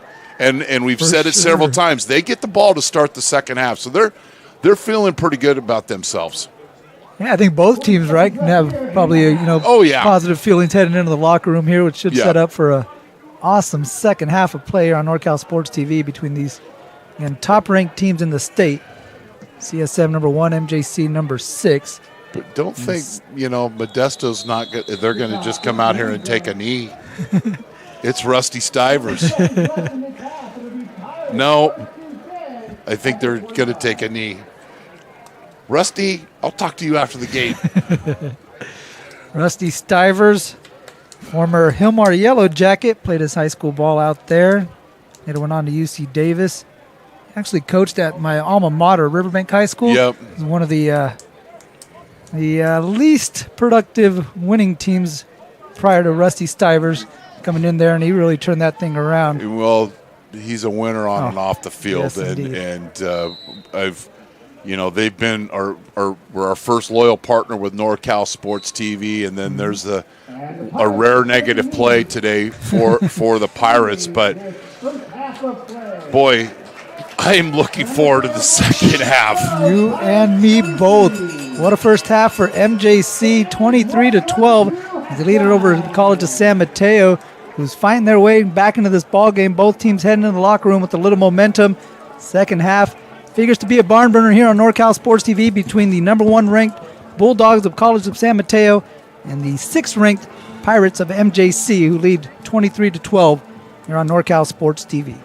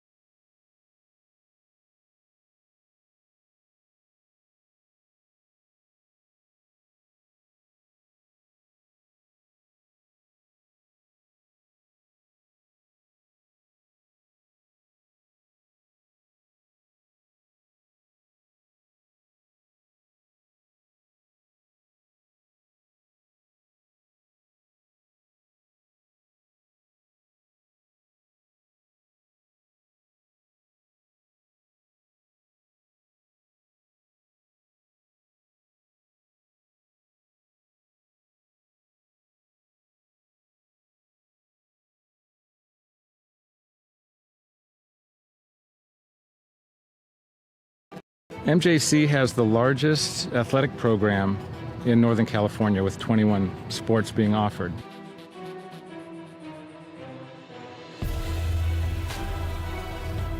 I first came to MJC, Coach Stivers came to my house with Coach Peterson, and they kind of convinced me. Then the next day they put me out in Modesto B saying that Danny Velasquez commits to MJC. I've always wanted to be a swimmer, and I thought that swimming at a JC first, I'd dip my feet in the pool and see if I'd get recruited or not. It's very competitive, and you get very close with your teammates.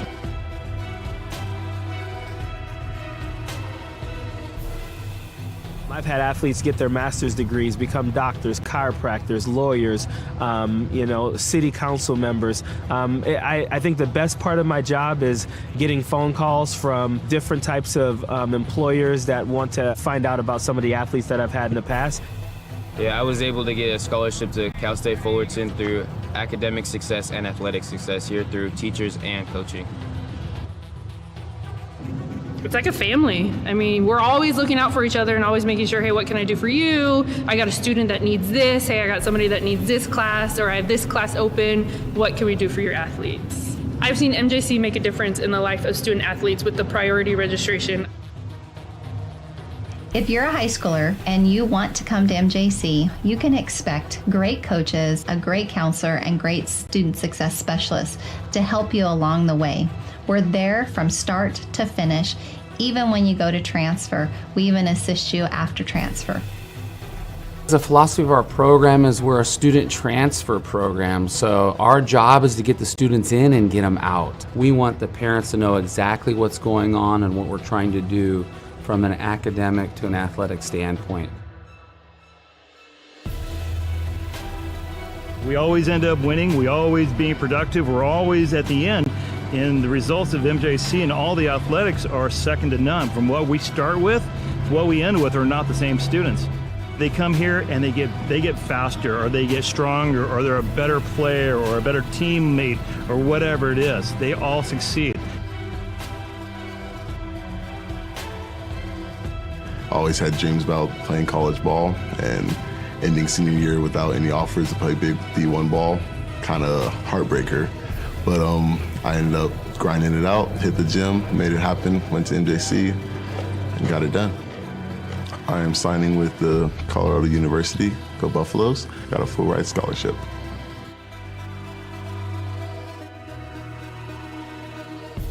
As long as you're ready to work, like Mustafa and all the other successful students we've had, all of the resources are there for you. MJC has made me realize I can do anything with all the hard work I can put into it. There's so much more I've done that I didn't realize I could do. Go Pirates! Go Pirates! Go Pirates! Arr, go Pirates! Go Pirates! Go Pirates! Go Pirates! Go Pirates! Wait, did you guys smile after our serious face?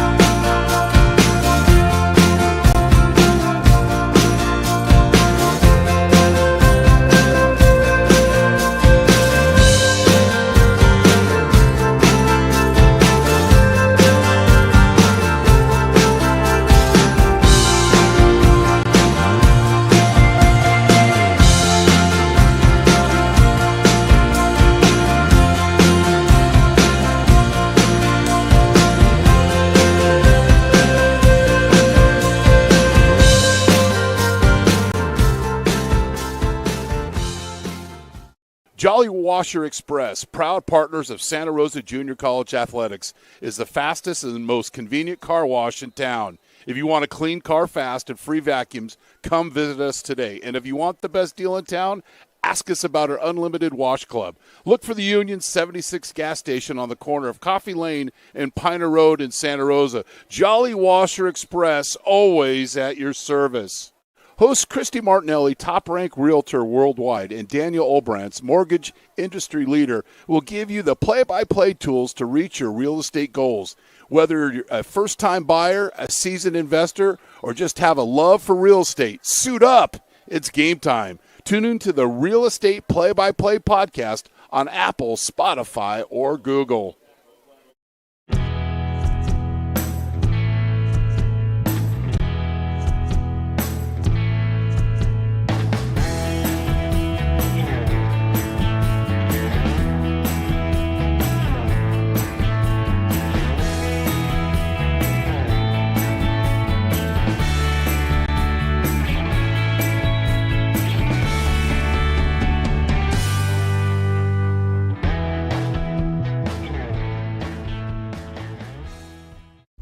The time to get in shape is finally here. The Boss Move Fitness app is here to help you accomplish your goals with a customized meal plan, day by day, with a shopping list to make sure that you're eating something nutritious and delicious to help you lose the belly fat for good. It also comes with a customized workout plan, whether you're in a gym or at home, so therefore you never ever have to question what you're doing to make sure you get in the shape that you want to be in.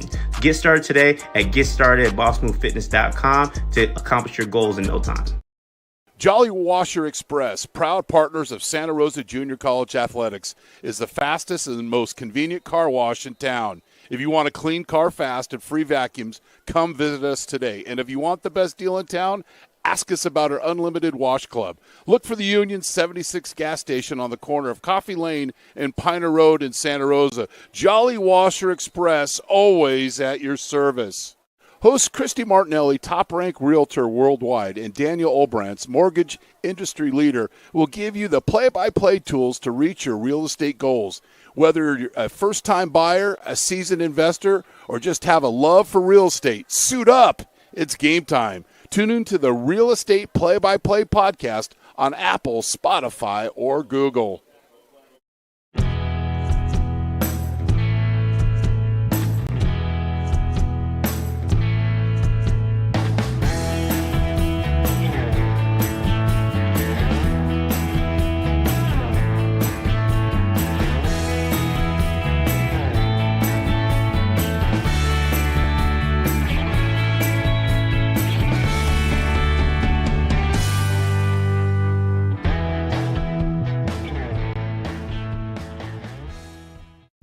The time to get in shape is finally here. The Boss Move Fitness app is here to help you accomplish your goals with a customized meal plan, day by day, with a shopping list to make sure that you're eating something nutritious and delicious to help you lose the belly fat for good.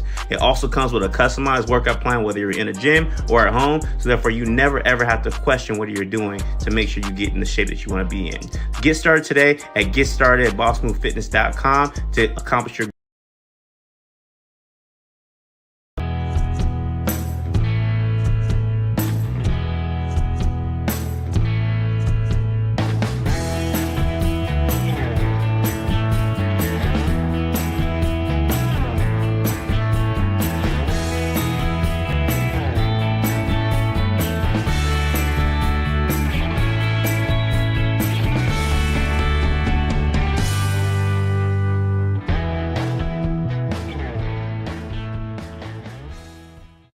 The time to get in shape is finally here. The Boss Move Fitness app is here to help you accomplish your goals with a customized meal plan, day by day, with a shopping list to make sure that you're eating something nutritious and delicious to help you lose the belly fat for good.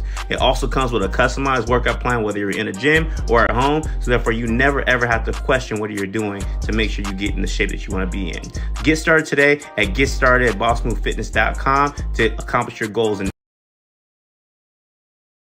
Yards after that big play with the tight end.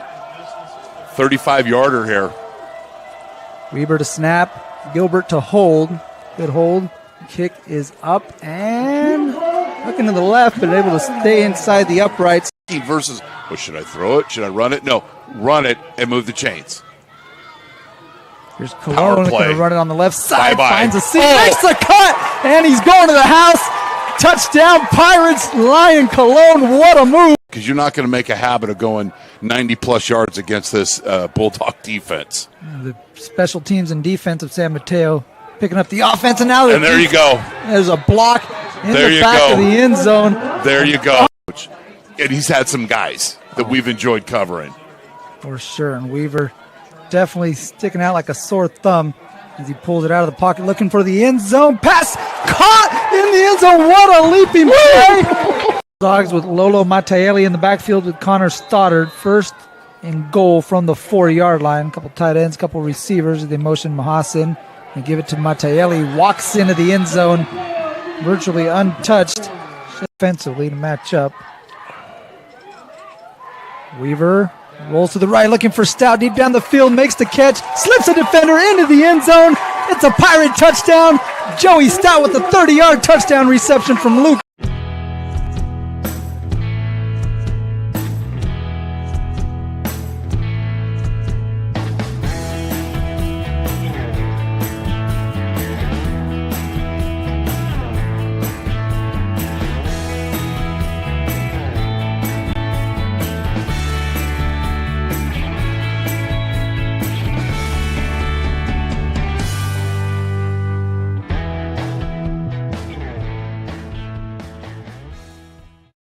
The time to get in shape is finally here. The Boss Move Fitness app is here to help you accomplish your goals with a customized meal plan, day by day, with a shopping list to make sure that you're eating something nutritious and delicious to help you lose the belly fat for good. It also comes with a customized workout plan, whether you're in a gym or at home, so therefore you never ever have to question what you're doing to make sure you get in the shape that you want to be in. Get started today at GetStartedAtBossMoveFitness.com to accomplish your goals in no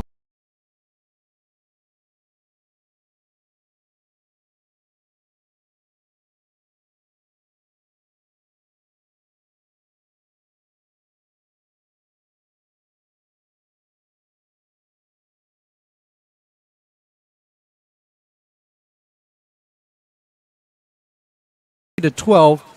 Second half set to get underway, and what a first half for the Pirates in particular. The quarterback, Luke Weaver, the guy had 191 passing yards in the air, 2 touchdowns, 12 of 18 throwing the ball, and he also had a couple of runs, 28 yards, one of those carries, 18 yards, a long one for Luke, who's getting things done on the ground, in the air, and the Pirates so far have an 11-point lead as we start the second half, Chris. A huge field goal, 50-yard field goal at the end of the half for San Mateo, and they get the ball to start the second half. But we were talking earlier in the game about Santa Rosa, the Santa Rosa game from last week, and how Modesto had the ball for 44 minutes plus, and we were kind of laughing about that. That no way that would happen today. Well, today,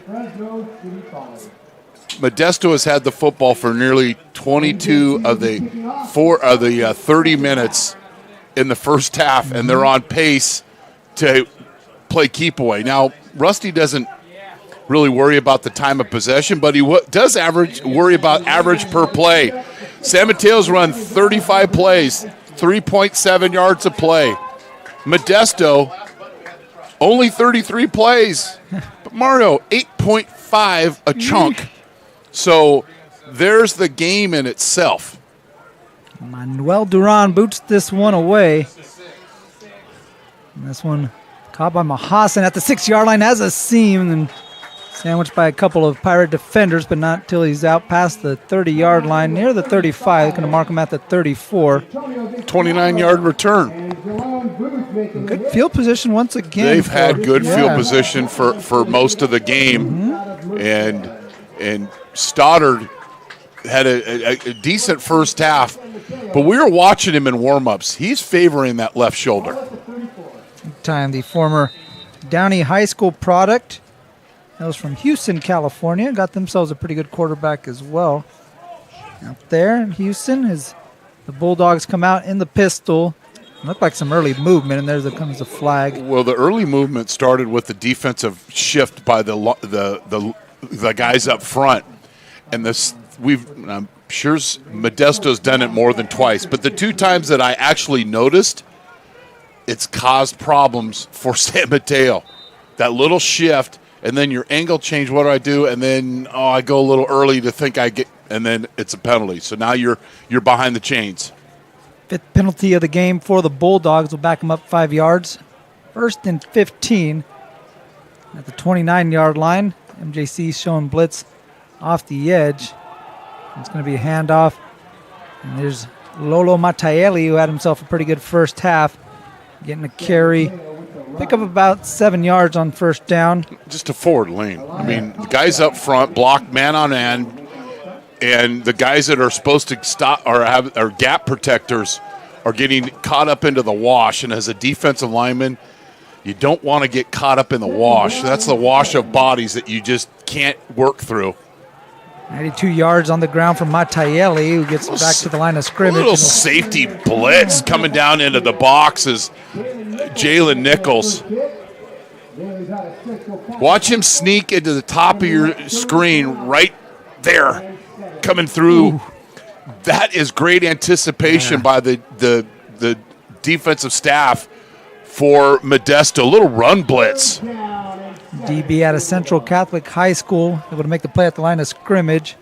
Actually, they're going to give him a yard. So 3rd and 6, a little pop pass out in front. Here's Mahasin, able to take it on essentially a jet sweep. It's going to be very close to first down yardage, and looks like they're going to give it to him and move the chains. It'll be first down Bulldogs. So one good when Modesto's been making these tackles in space like there on Mahasin, bring in the wood. And those, see Mahasin just not popping up right away. Then you fall asleep on him and it blow right by your DB. But a conversion there for San Mateo. They just like to just go down this thing and get about 5 yards of carry or hit a little pass and get into the end zone.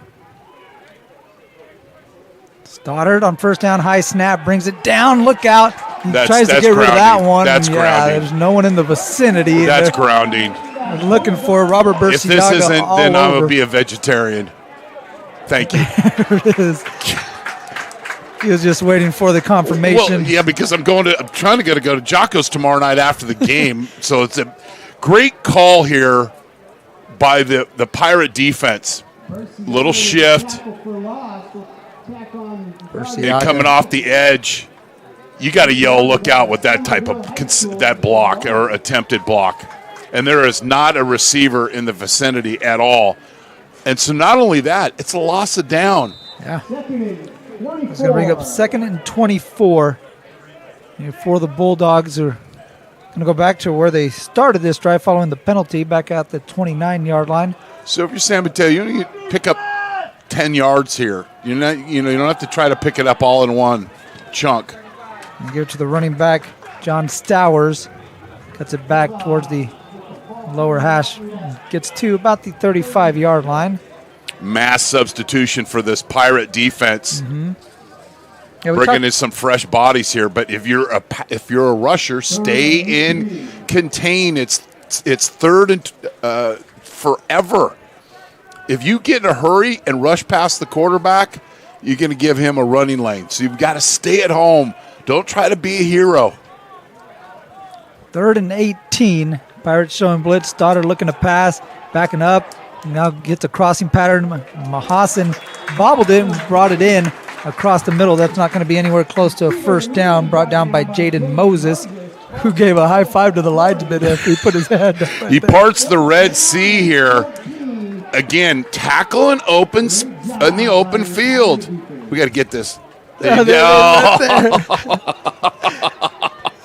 I knew I wasn't seeing through. That's where he gave a high five right there. So Pirate defense. You were all over that. That's brilliant. Pirate defense able to get the stop, forcing a punt from this dude right here, Taji Dorji, who's had an unbelievable ball game. Now he's got some field to work with.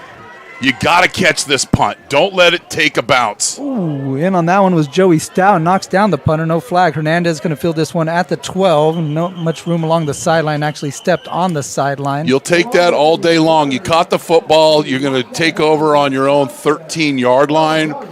You're not starting from your 2 or your 5 or your 1. But this has been a dominant performance by this Modesto offense. Yeah, this is a dominant performance for this punter. My goodness, Taji Dorji, that's his 4th punt. All 4 of these inside the 20-yard line. And this one at the 13. The other 3 were inside the 10. And what that enables, you get a stop. You're hanging around. Yeah. You're hanging around, and this program knows how to win football games, and that being San Mateo. But don't expect Rusty to just run the ball here. Butler looks like he's going to run right up the seam. Weaver, shotgun, rolls to the right, picking up a block, now going deep, looking for Stout. That one is intercepted. Pass underthrown and picked off right near midfield. Defensive back R.J. Witten comes up with the pick for the Bulldogs. And that breaks the seal because that's the first interception by this defense of San Mateo. Ill-advised throw. He's better just attacking the line of scrimmage and picking up some yards with his feet. He baited Weaver to throw that ball. Interception again by R.J. Witten, trying to hit a big play on Joey Stout. No one behind him there, but that one again a little underthrown, and allowed Witten to make a play on that one. Stout essentially turned it into the DB, unable to break that one up as the Bulldogs will take over at the 46-yard line in their territory. Here's Mateo, left side, bouncing off left tackle, and able to get a nice first down run, pick up about 8 yards, 2nd and short for CSM. It's one thing to be patient. It's one thing to be patient and have power. And here is an example. Once he makes that decision to go south, it's with power. He's not tiptoeing. Now into Pirate territory following that 8-yard run from Lolo Matayeli. Don't be surprised at some type of tight end throw. Play action to Stowers. Started rolling to the right again, being pressured. Just going to throw this one away. It would be out of the pocket and get it past the line of scrimmage. Boy, his shoulder is killing him. Now there's a couple Downey guys coming together. We mentioned Stoddard played at Thomas Downey High School here in Modesto. Jack Hinchy, the former Knight, playing under Coach Jeremy Pla out there on Coffee Road. That's managing the situation. Just play along with me, people. That was his best throw of the day. Why? It was 2nd and short. You throw it out of bounds, you live for another play. Instead of forcing it, like Weaver did in the prior possession for Modesto, just throw the football away. A lot of Pirates around the line of scrimmage. Here on 3rd and 2. Give it to Stowers. Stowers hit initially in the backfield, now stood up. But he nearly gets the first down. Yeah, following the and if he didn't, they're going for it. They're not punting here. Oh yeah. But this is another example. Yeah, it wasn't a huge run, but he stopped in the backfield and just keeps churning. You know, if he was an Amazon truck, they could overload him and he would still make all of his deliveries. Just taking on a physical presence there. But Modesto's got to get more hats to the football. Full house backfield here for the Bulldogs. 4th and short. They give it to Mateo. He jumps over the pile. And we got a penalty. Okay, so they're not under the center much, right? And so you have a mechanics of the play. I don't know if Modesto lined up off sides the way San Mateo's reacting. I'm assuming that is. But you got to be more disciplined. This is the 2nd time if this is on Modesto, and we'll get the call here, and I won't talk over him this time. Lined up. Sorry, Raider fans. I know you beat Baltimore, but this is an old Oakland Raider play. You lose before you even start. The Dallas Cowboys be doing that stuff all the time. So that's how many penalties does San Mateo have via penalty? How many first downs? Yes. This will be their 4th first down via the penalty. You're just doing favors. It's like you're a neighbor and you just keep delivering great dishes. You know, they're going to just take advantage. Fresh set of downs. They give it to Stowers. He wanted to go right. There was nothing doing there, so he was trying to get it back to the left side. It's no gain, but it could have been a 3-yard loss. That's the power of having these physical running backs that Coach Tolick has the options. Again, immediately in the backfield was Jalen Booth there for the MJC Pirates. He had to kind of break down. And When guys are jumping in the backfield, what's that screaming you to do? Play pass, play pass, because they're gearing up to the run. following the 1 yard loss, there is a play action pass looking to set something up. And instead, Stoddard being flushed out, and he'll roll to the left, pick up a couple of yards. He's able to scamper out of some pressure as MJC again has some dudes in the backfield. I think that's the previous play. But Stoddard being decisive, you pick up, this is 4-down territory. So it's 3rd and 7. You're still in a great situation here. And you could still run the football. 4-yard run for the quarterback, Connor Stoddard. 3rd and 7. So we're under 9 minutes to play here in the third quarter. MJC leading by 11. Bulldogs trying to cut into that margin. Stoddard's going to tuck it and run again. Takes a big hit. Ouch. Up at about the 37-yard line. Coach Tim Tolick out on the field. He's none too happy with his quarterback taking that shot. There's a point where you've got to protect Stoddard and his shoulder. Coach Tolick probably wanted a hold on the corner. Elijah Cota able to make that play as Stoddard got back to the line of scrimmage, so it'll be a sack for Elijah Cota. Okay, so be disciplined here if you're Modesto. Don't jump off sides and make it an easier 4th down conversion.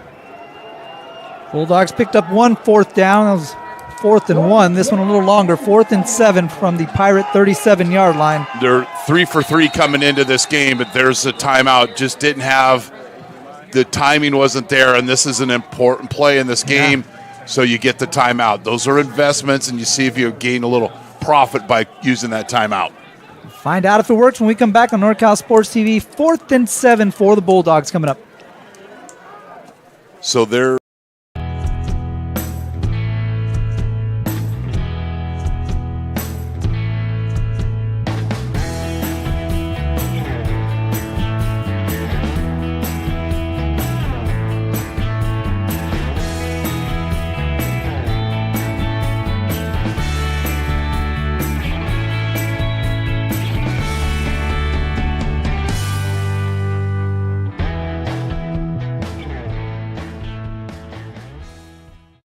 The time to get in shape is finally here. The Boss Move Fitness app is here to help you accomplish your goals with a customized meal plan, day by day, with a shopping list to make sure that you're eating something nutritious and delicious to help you lose the belly fat for good. It also comes with a customized workout plan, whether you're in a gym or at home, so therefore you never ever have to question what you're doing to make sure you get in the shape that you want to be in.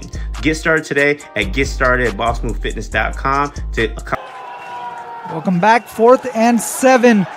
Stoddard in the pocket, gets it out to the right side and made out there by, we got number 8. Got a few number 8s. I'm not sure who hauled that one in here for CSM. But look at the bottom. It's Shabazz, the wide receiver. This is just going to the chains like on Thanksgiving, going to the light pole and turning right. And a huge conversion for the Bulldogs. Former pacer out of Grant High School, Kenyon Shabazz, 6'4" target.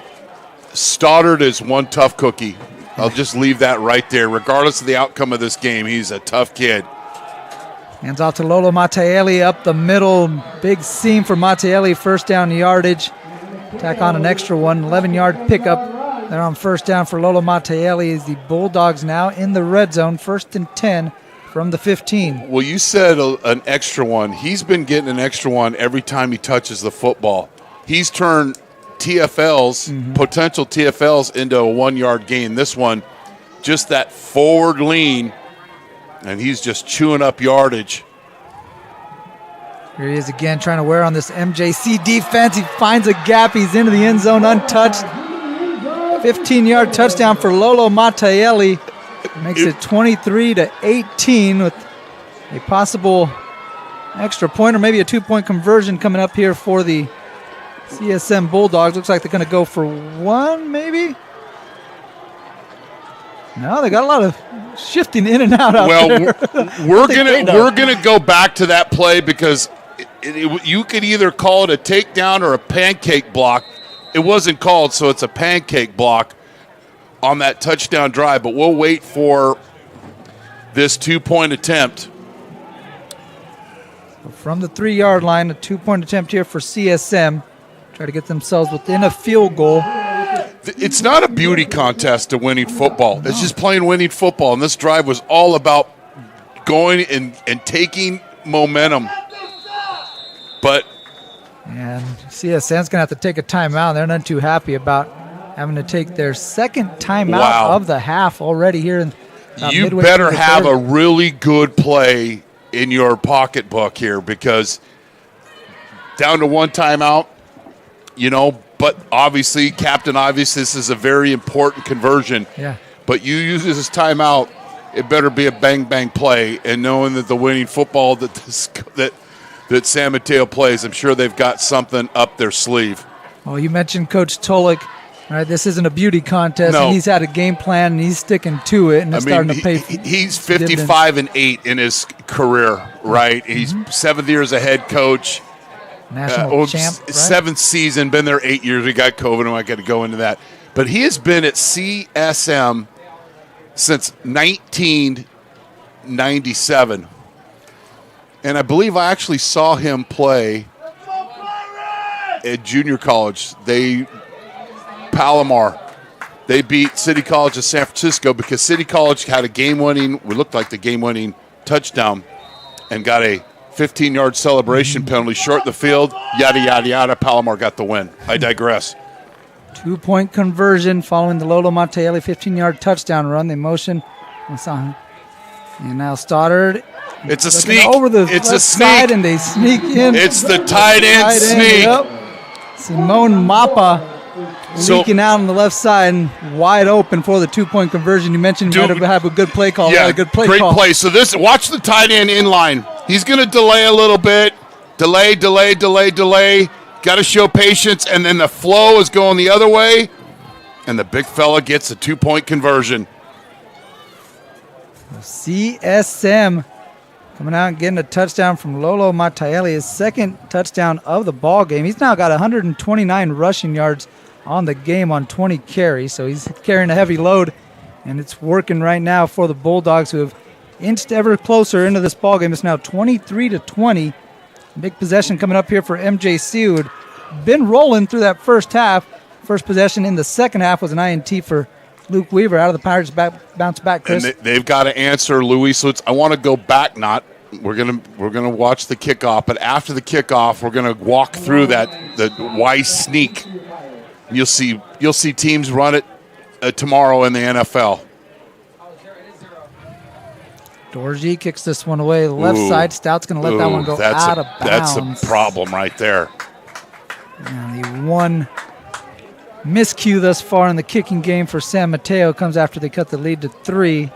As Dorji trying to angle this one over to Stout's direction. I don't think Rusty's going to have him re-kick it. I highly doubt that. They're going to get great field position on the 35. Let's show that sneak. Can you go back, Luis? I'm sorry. I was off guard. Okay. You've got the inline tight end. And he's going to, why he calls it sneak, because he's kind of sneaky. There's a certain tempo. See the flows all going the other way, and then whoops, and then you hit the 2-point conversion.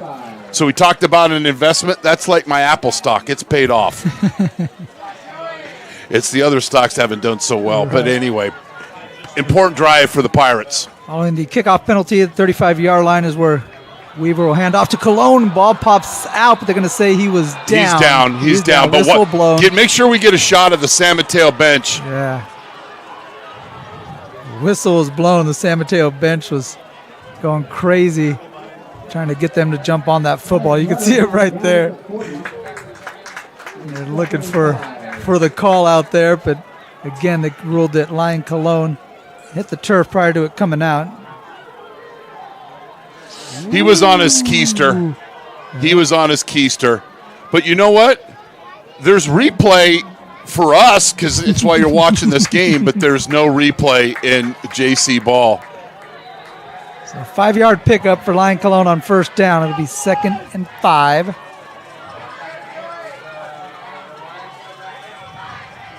Weaver looking over to Coach Stivers, getting the play call. Speed option. Haven't seen this yet. Pitch out to the left to Cologne. Cuts it back, slips through a few Bulldogs. The staple, and we haven't called it yet. It's the speed option. It's day one insertion for the Pirates. He's going to attack the edge, Weaver. You get a little puller, a pitch, and then the receiver's got to block out in space for a long time. And then one guy misses. It's an explosive run play for the Pirates. A couple of carries for Lion Cologne. A first down for MJC into Bulldog territory. 1st and 10 from the 46. They give it to JT Foreman. They're on first down. Foreman up the gut to about the 43-yard line. Minimal gain there for the Pirates. I like this drive for the fact is that this is the way you get momentum back to your bench. Weaver had the interception on the last possession for the Pirates. Just going to the run game and the speed option being a new play today, but trust me, that's a first-day insertion for this offense. Malachi Butler playing H-back in the backfield with Weaver. He's going to fake to Foreman. Weaver's going to keep it himself. That one didn't look necessarily pretty there on the execution. Well, Funa, one of our players to watch, he got early to the party and broke it up before it started. Right there, just going through. He touched 3 different offensive linemen that time from Modesto and did not move. Yeah. It's just playing like a steel bollard there. Guy's just bouncing off him. But with his feet not moving, he's maintaining his gaps. And no, he didn't make the tackle, but what happens? His teammates rally up to the football. Big third down for MJC. 4 of 6 on the afternoon, trying to pick up a 3rd and 7. Weaver being pressured, gets out of the pocket. Now looking to run. Flag comes flying, and Weaver takes a shot along the sideline. Illegal play, though. He was in bounds and took a pop there from Nehemiah Musica. Mateo comes unblocked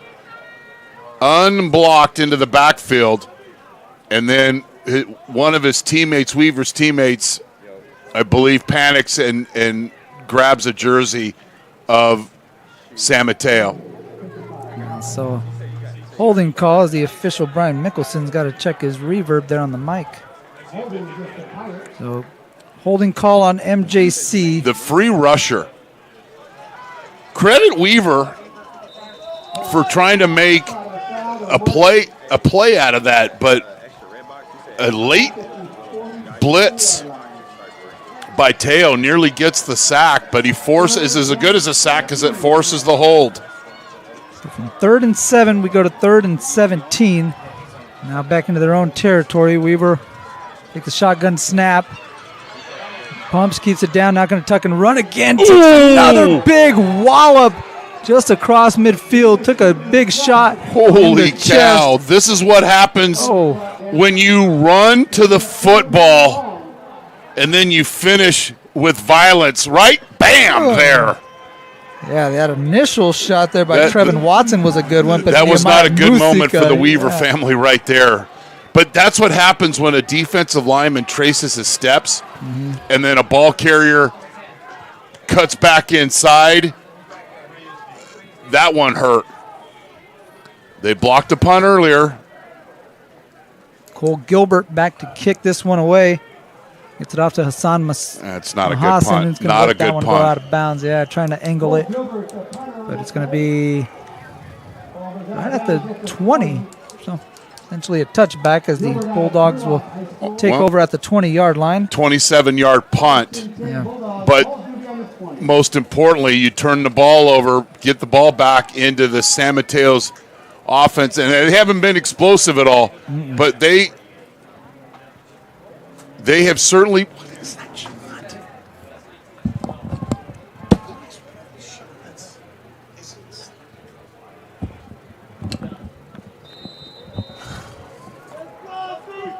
At their 20-yard line, CSM will have it. Down by 3. Bulldogs haven't led in this ball game. Blood and guts here. Blood and guts. Mattielli, who's jersey's got all kinds of grass stains all over it. Gets a carry here on first down. Tries the left side and brought down. Good open field tackle there by Jalen Nichols. One-on-one right there. Nichols able to get the stop. Now, and I could be wrong, but there was a player here that played some good football for Coach Stivers, Trey Nichols. I wonder if that is a brother. But this is you making that tackle in open space. A 1-yard pickup from Mateo on first down. So now you got the wide side of the field here to work with. Fake to Mahasan, give it to Mateo straight up the middle. Not much doing there. Maybe another yard or two. So we're getting close to the end of the third quarter. We talked about two things: hydration and an ice bag game. Yeah. Amen. Two very good football teams in a possible playoff preview here today. And San Mateo just holding strong. Late arrival on Bulldog Airline. So San Mateo, Modesto will be able to substitute if they want to. Yeah, he subbed out Hey, take advantage. Guard. You got a new guard there. Yeah. On third down, Stoddard rolls right, looking up the field. That's PI. A lot of contact out there. He had Roland Brown trying to play coverage on Jack Elgin. I didn't know if he was trying to tie his necktie or what, but the Pirates got away with one there. Certainly looked like it might have got been away with one there, but the defense steps up. They forced the punt, 3 and out here for CSM. A couple of runs and an incomplete pass there for Stoddard. Stoddard now 9 of 15, 52 yards through the air for CSM, who's really relying on the ground game. Lolo Mateo, 132 yards thus far. Nope. I think the outside receiver left a little early, Shirley.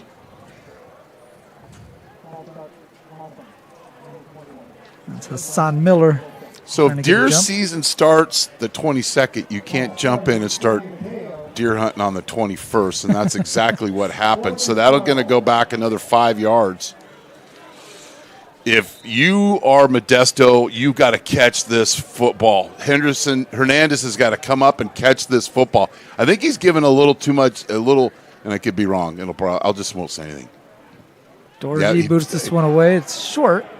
Bounces at the 50. Takes a sideways bounce. Fantastic field position. 40-yard lines where MJC will have it following the punt from CSM. 23-20. Pirates leading the Bulldogs here at MJC. We got one final thus far. COS, College of Sequoias, all over San Joaquin Delta. 11 o'clock start there in Visalia. 58-7, the final score there. Fresno City currently leading American River. 14-10 as they head to the fourth quarter in that one. Speaking of ice bag games. Yeah, Butte 27, San Francisco 7 is there in the fourth quarter as well. I don't remember the last time the City College of San Francisco started a season 0-3, but they're about to. Easy throw to the flat. Foreman wide open, trying to get the sideline, able to get into Bulldog territory, shoved out of bounds inside the 40 at about the 38, but a little blown coverage there as the running back slipped out of the backfield uncovered. So you've got the inside receivers, they're just going to clear, and this is a simple throw.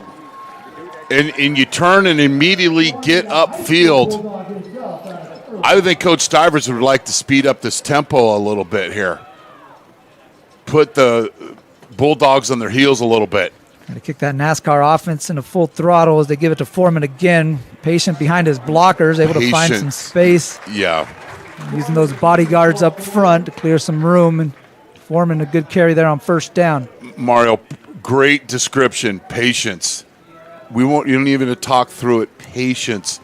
It also helps when you've got plows in front of you that are locking on to guys, and you can tempo run that. Foreman running behind the pulling guard there, Tristan Brace. Able to get near first down yardage. Malachi Butler, the big tight end, also helping to create some room for the Pirate running back. MJC's got a first down. This is a fun-sized running back that's got patience, can get lost behind the wall of the blue jerseys, if you will, and he's got fresh legs here in about 90, 92 degree day. Yeah. And you can see there's not many arm tackles that are going to bring him down. He's in the backfield again is JT Foreman. He gets it on first down. Hugs it, just hugging that crease, not trying to bounce it outside, not trying to turn the play into a parade, just make it into a positive 4 to 5 yard gain. Simple power play with tight end running through. That's what it's designed to do, is get those 4 yards. Fourth and final chapter, Mary. I'm getting sad. This thing's going to come to an end. I know, right? This has been an unbelievable game, setting up for a dynamic finish. Top-ranked San Mateo trailing the 6th-ranked MJC 23-20 as we head to the 4th and final frame. You're watching MJC Pirate Football on NorCal Sports TV.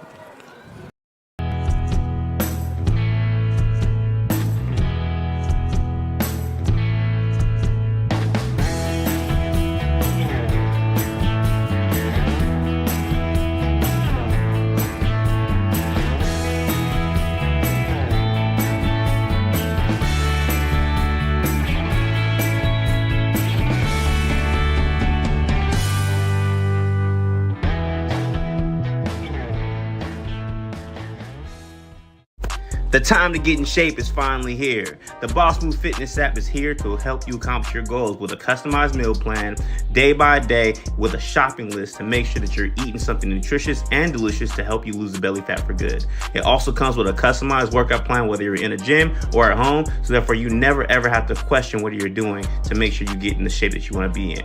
Get started today at GetStarted@BossMoveFitness.com to accomplish your goals. Welcome back to NorCal Sports TV. Alongside my broadcast partner, Chris Babcock, I'm Mario Ramos. We also have producer extraordinaire Luis Rangel, our cameraman Avery Townsend, Noel Alexander. Alongside us as we head to the 4th quarter between MJC and San Mateo. And Chris, this is shaping up to be quite a dandy on a beautiful Saturday afternoon out here on Tully Avenue as the Pirates lead by 3. Got shut out in the 3rd quarter, did MJC. CSM getting a touchdown and a 2-point conversion to make it a 3-point game. The Pirates have 2nd and 7 here from the 26. Weaver going to give this one to Foreman, who's getting a little bit more of the workload, picks up about 3. And folks on our network definitely familiar with JT Foreman, covered his games with Turlock High School. Now he's out here with MJC. Got the double tight formation. I thought that might be a chance for Rusty to run a little bootleg off that and slip one of the big fellows out to the flat. Maybe he'll do it this play. 3rd down and 4. There you go. He's wide open. Open.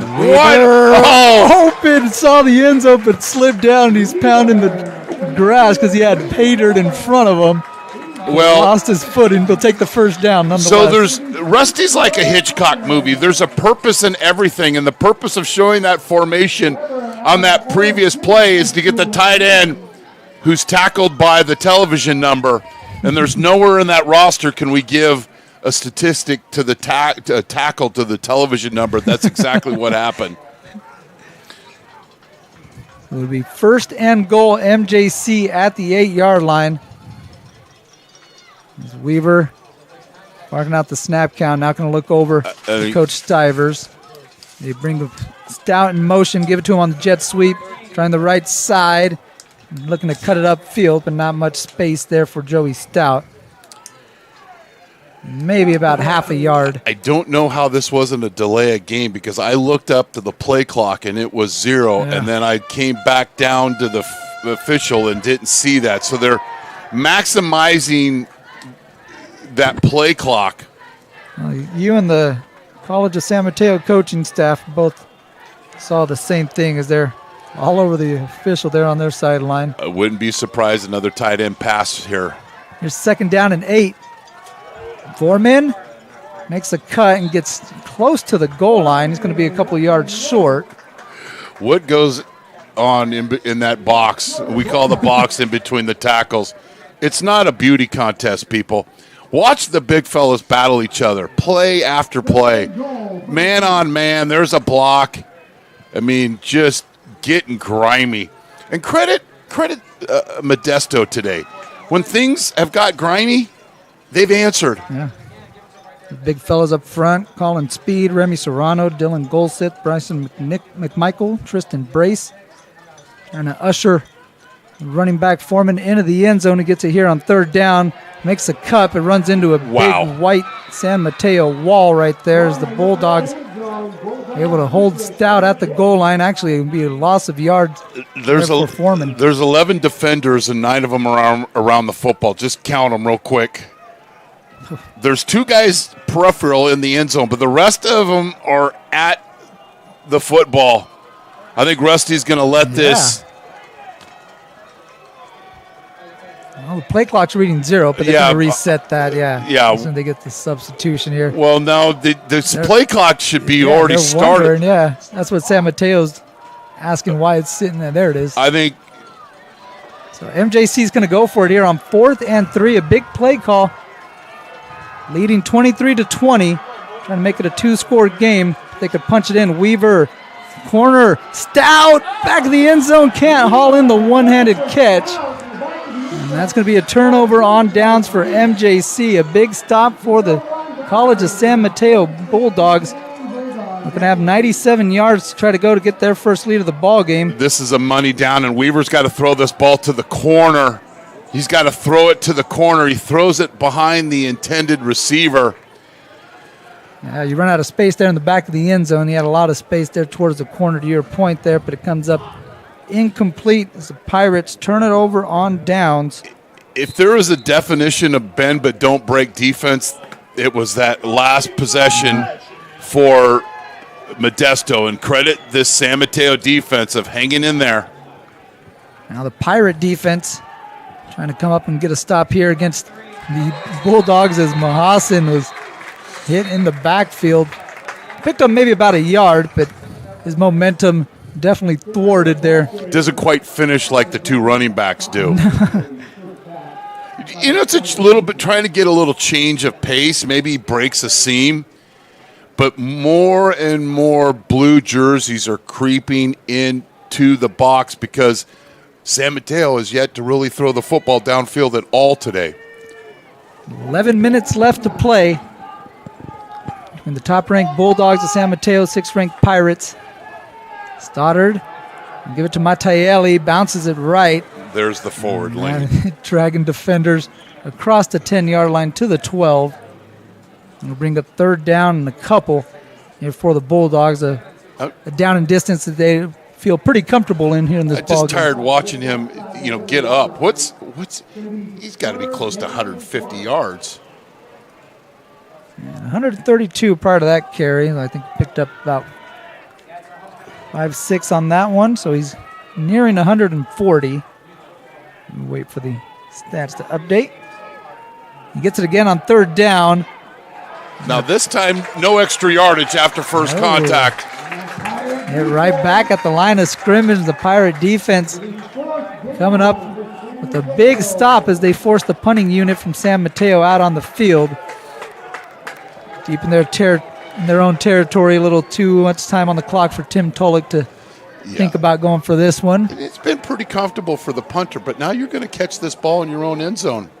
And also Hernandez got to make sure that he catches this football. It's one thing you're punting from the 50 and the 40 and the 30. Now you're catching this ball in your own end zone. There's a little mental aspect to this. So see if the Pirates can maintain this field position here. Dorsey to kick this one from the goal line. What a boot. That one traveling to the 41 is where Trace Hernandez is going to catch it on a fair catch. And a heck of a kick 47-yarder. They probably don't allow him to watch defensive film, but they should make him a 12th man on the defense because that is a great punt. And although Modesto's got the ball in great field position, it gives your defense a chance here. Dorsey, again, has been terrific. He's averaging 42 yards a punt, and again, 4 of those have been down to inside the 20-yard line. This one Takes it to the 41 of MJC. They'll have it with 9:23 left in the ball game, nursing a 3-point lead. And give this one to Lyon Colon, left side. A lot of room. First down yardage, and a little bit more as he bumbles into a couple of Bulldogs at the 45-yard line. It's like Cologne just took his union break on the last possession, and now he's back in.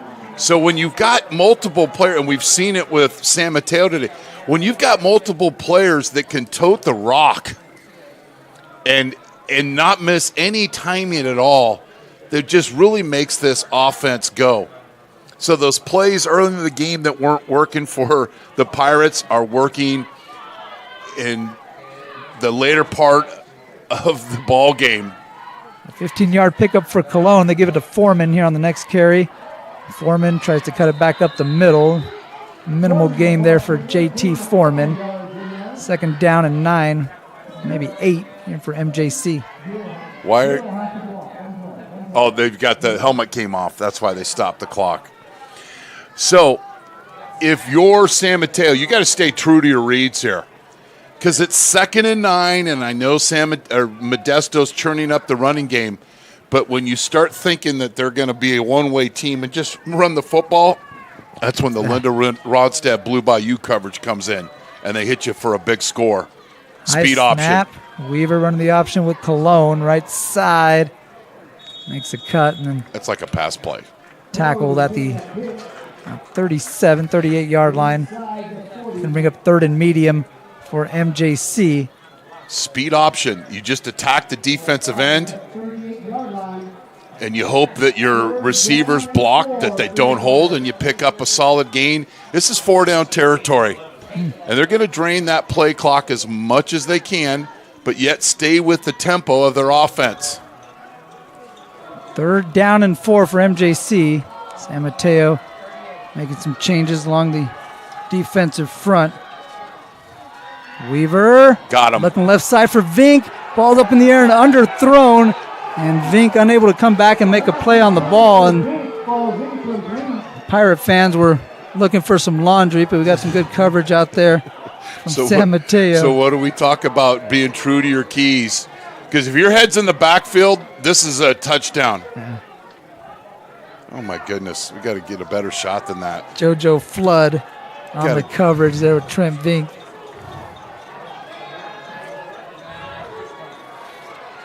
The Pirates are going to go for it here on 4th and 4. 7:20 left in the ball game. But Weaver could also quick kick this. Yeah, a little pooch kick. Pirates have done that plenty of times in the past, and that's exactly what they'll do here is Weaver.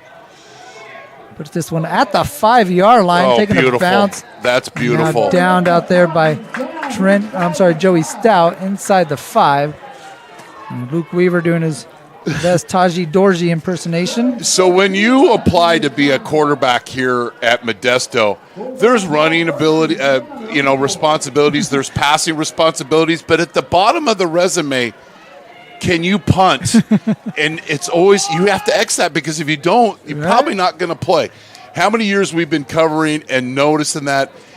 But if the defense isn't lined up correctly, the trust factor, you can go ahead and run a play.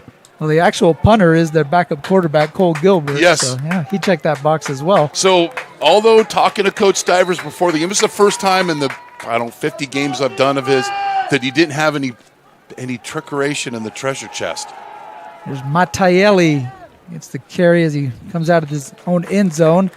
Able to get across the line of scrimmage for a couple of yards. 7 minutes coming up here for San Mateo. 1 timeout in the back pocket for Coach Tim Kulick.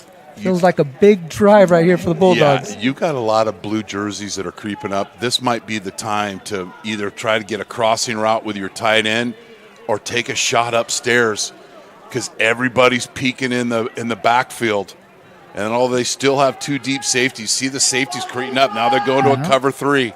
Goddard looking to put this one in the air as a man. No, don't. Why are you stopping out in space? I don't understand why guys stop. You have the ball in your hand. As soon as you stop, everybody's going to catch up to you. If he just catches this ball and then turns up the sideline, it's 3rd and 1, maybe 3rd and 2. But you stop. You not only take the punishment of stopping, now it's 3rd and 5. Not quite 4-down territory. Not that crazy. It's not Madden. Jalen Green with the reception there. 5-yard pickup after he's brought down on the perimeter by Roland Brown. Brings up a big 3rd and 5 as we're under 6 minutes left to play. Stoddard looking right. Now comes back to his left. And he's going to have to tuck it and run, and he's not going to get anywhere. Elijah Cota got shot out of the cannon and able to bring him down in the backfield. That's a sack for Elijah Cota. And we bring up 4th and long for CSM, and here comes the punt team. NASA Cota 1-9 Rocket coming in for entry right there. That's how you finish a play. Elijah Cota. So this is going to set up Modesto, what we call in this game in football, 4-minute offense. I know there's 5 minutes left. I get it. I can see the clock. You want to end this game with the ball in your hands. Mm-hmm. You want to maximize and drain the play clock, and you want to get the yards you deserve. Oh, fake punt. They snap it to the protector, and he's not going to get it, so Tim Kullock trying to pull the ace out of his sleeve, and that one went nowhere as they snap it to Nate Abbott, the linebacker, playing personal protector there for the punter. The Eagles have a great song. Desperado. And credits Modesto of staying on assignment football. Wow. Not assuming like the loud announcer that they're going to punt it. Glenn Weber, a freshman from Oakdale, is the Pirates' long snapper, also plays tight end, that time making a good play defensively on special teams, able to sniff out that fake punt. So on Thursday, when they said stay at home in this situation, breaking news, he stayed at home. It's a simple thing, but you guys will get selfish and think to make that extra block or try to go for the punt. You stay at home. Sometimes the presence in doing nothing is everything. It's like a Seinfeld episode. 1st and goal from the 10-yard line. The Pirates will take over. High snap to Weaver. Takes the handoff, rolls right. Got a man open. It's Weaver in the end zone. Touchdown, MJC. It didn't matter if he fell down because he's wide open. Weaver to Weaver, a 10-yard touchdown pass, but we do got a flag on the play. Up at the top of your screen, there is a flag at the 5-yard line. Looks like that one's going to bring this one back. As Weaver again kind of slipped out of the formation, was left wide open. But it looks like you have a lineman downfield. So what happens in the pregame meeting? We'll let the official make the call. Yeah. So what happens? These are why this is a part of being a head coach. You have a meeting with the officials before the game, and you say, watch out, number 50 gets upfield. And he's not engaged. Yeah. You give them specific information. You give them numbers, and that's exactly what happened. So that meeting, and Coach Tollick was talking with them for a long time. And Coach Stivers knew exactly what he was telling them. 4 receivers in the formation as they hand this one off to Lyon Cologne. Looking to go around right Fantastic tackle. But play. yeah, nice tackle out Caruso. there. Big time drop there from Caruso in the backfield. So a first-time head coach, he doesn't realize how important, because you got to have this offense and this organ and all this stuff. Nobody talks and gives that preview. Go those pre-game meetings with the officials. And so you have it written down on the card. 50 gets upfield. So these officials are alert to them. They're human beings. It's a part of persuading. And he was downfield. It's a good call. No gain on first down. 2nd and 15. Weaver trying to hit a quick down slant. again. 52 was down 5 yards downfield again, but they didn't call it this time. A run pass option, and this time Weaver tried to hit Stout on a slant. Right guard. No, it was actually the center. Yeah. The center. If you're engaged, it's okay. But if you're not engaged, you can't be 5 yards downfield. And that's also puts those guys in a tough position, right? Because they want to fire off the ball. Yeah, it's right? impossible to read it if you're a linebacker or a safety. If your key is a down lineman, it's a little okey doke. So 3rd and 15. CSM trying to limit Slot blitz. MJC to a field goal. Weaver rolls right, and this one's intercepted at the 1. Bad decision. Picked off by Trevon Watson at the 2-yard line. Picks it off and steps out of bounds at the 2. And CSM was looking to just limit MJC to a field goal, try to keep it within striking distance. Instead, they come up with the INT. Yeah, the taco truck, I don't know if it's still, I think they're still here. That's where you throw that football to. You throw the football to the taco truck. We mentioned earlier in the game when Stoddard just threw the ball out of bounds, and I said it was his best throw of the game. Yeah. Bad decision by a veteran quarterback. Throw that ball away and live for another down. But this is a San Mateo team. They're just not going to give up. They're used to winning games. They can win it with beauty, but a lot of times it's just body punches and just working through it. Complimentary football for the Bulldogs. 3-point game, Stoddard. You can take a shot. In the end zone. He's A got lot of room to time. A lot of time here as he brings it near screen. Gets out of bounds at the 10-yard line. Pickup of 8 on first down. He had a lot of time in the backfield looking to hit something in the passing game. Instead, it's a pickup of 8 with his legs. Well, Sam, the Pirates knew that was coming, and Stoddard read it quickly. He's either open or he's not. Be decisive, pick up positive yardage, and get out of bounds. 2nd down and 8. Clock stops. 3 minutes, 58 seconds. CSM again with just one timeout. MJC with all 3 of theirs. Stoddard is to Mahasin. Mahasin again trying to cut it back up the middle, and there's just nothing doing there. Good job of funneling by the Pirate defense. One of the keys to the game is win the red zone battles. That's the last 2, correct me if I'm wrong, the last 2 times that Modesto has got into the red zone, they have not put up any points on the board. Interception and turnover on downs for MJC. Yep. So that's, these keys of the game, the coaches give those to you. Even if you get field goals in any of those situations, you're forcing them to go the length of the field. Short yardage situation here for CSM. Want to ensure they pick up the first down. They give it to the battery ram, Lolo Matayele. Well, up another first down. The Bulldogs pass through the scales here, and they're just it's heavy formation. Mm-hmm. Bam, bam, bam. You get 3 yards, you give them 5, and they move the chains. They're not going to be, San Mateo's not going to be in any hurry. But remember, they've only got 1 timeout. 3 minutes left to play in a 3-point ball game. Top-ranked CSM trailing 6th-ranked MJC here on NorCal Sports TV. Connor Stoddard's going to motion out. Mahasin wide at the bottom of your screen. Play action roll to the right and completion and a quick tackle on the catch made by KB Boone Nelson. That's called wrapping, grabbing, and finishing. And Ty was not going to let go on that one as Nelson comes up with the reception.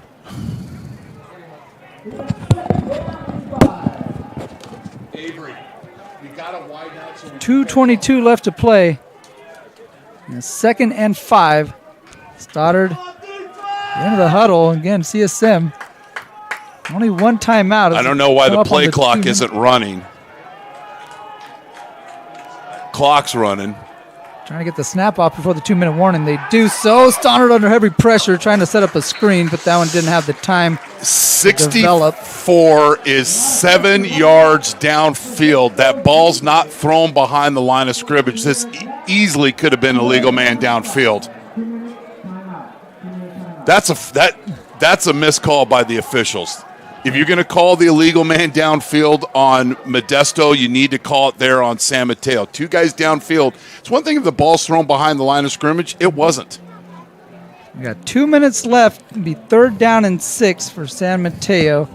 Here at MJC, Mario Ramos alongside Chris Babcock. Again, the top-ranked Bulldogs have beaten MJC 3 times in the last calendar year. MJC looking to turn the tide here against San Mateo, who's kind of been an Achilles heel. Chris, you mentioned earlier in the broadcast that MJC's lost 16 games in the last 4 years. 7 of them. Luis, did we have a little graphic to? Maybe we'll unleash that little nugget here.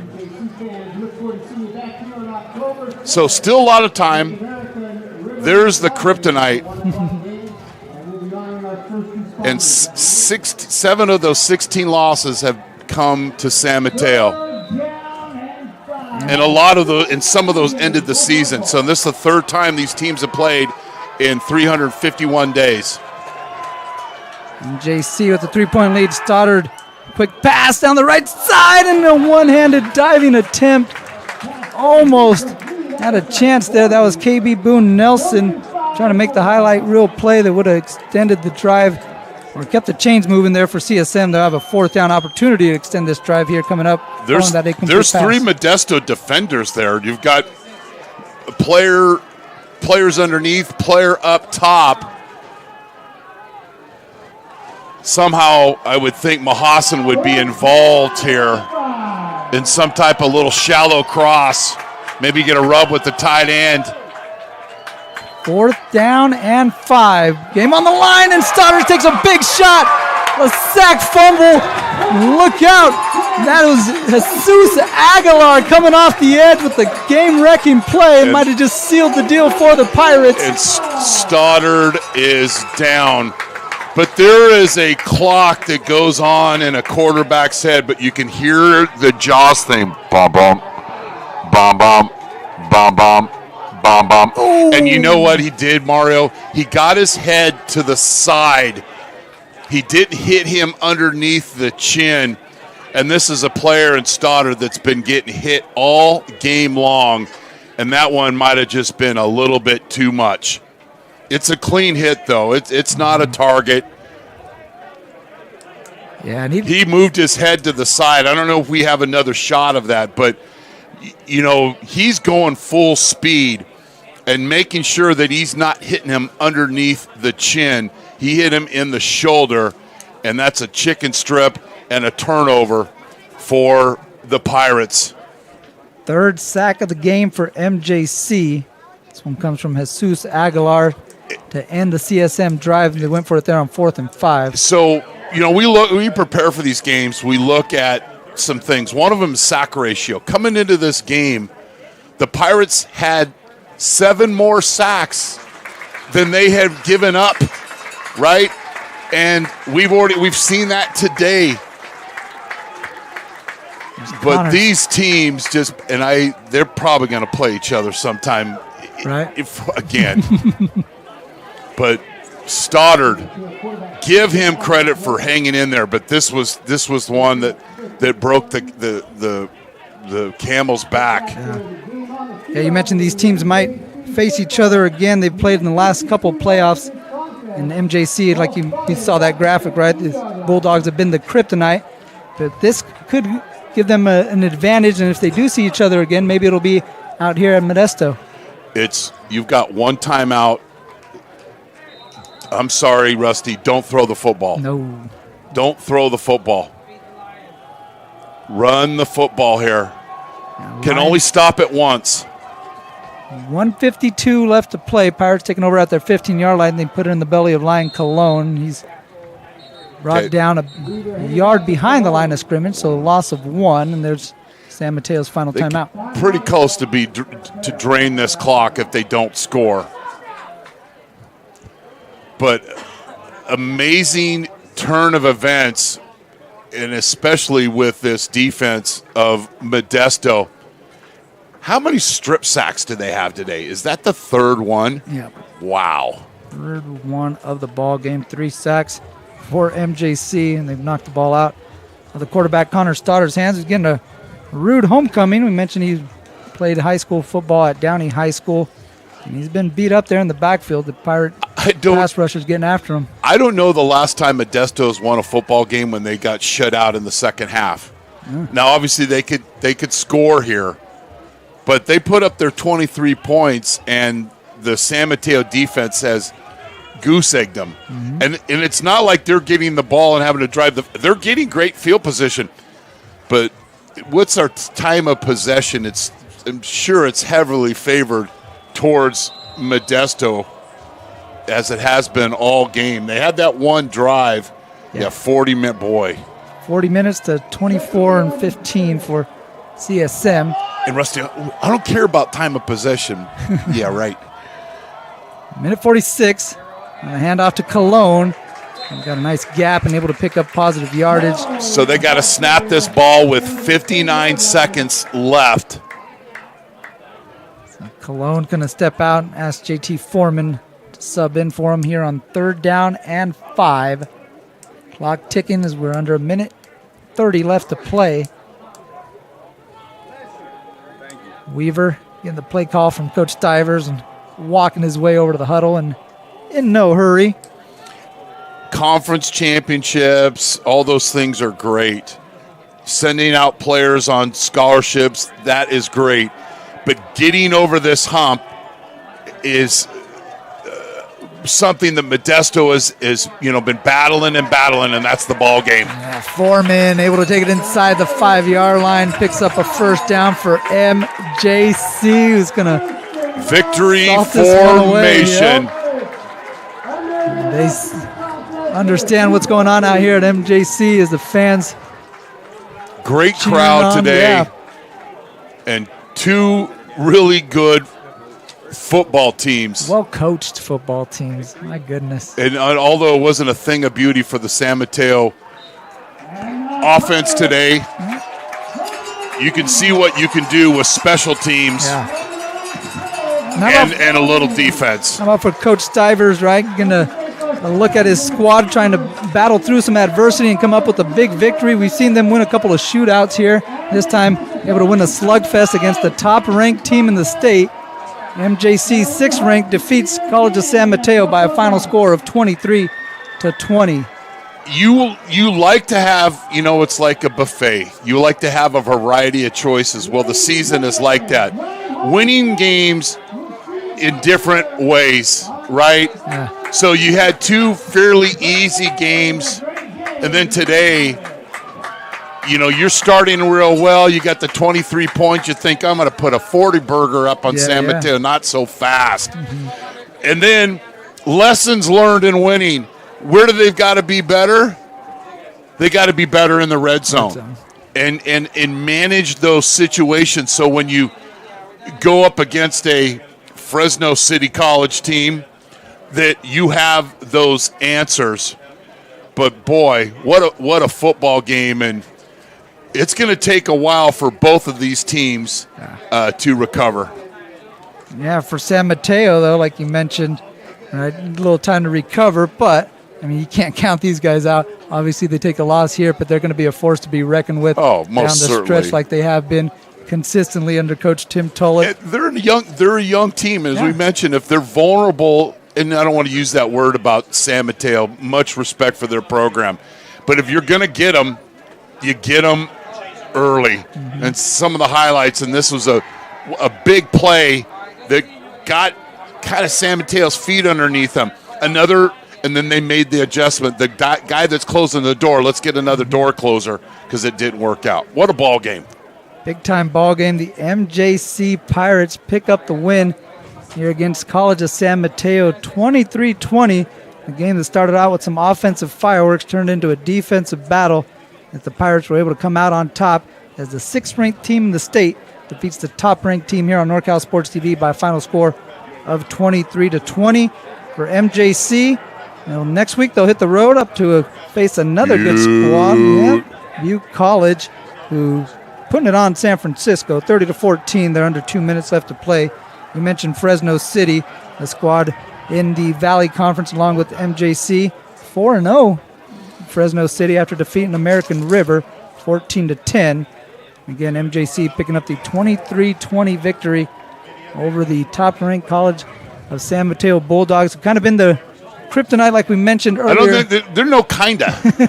and so last Saturday we were driving up for a family friend's memorial, and noticed that San Mateo or that Modesto beat Santa Rosa, so they're moving on, right? They're moving on, and we made this, and I sent this to Rusty.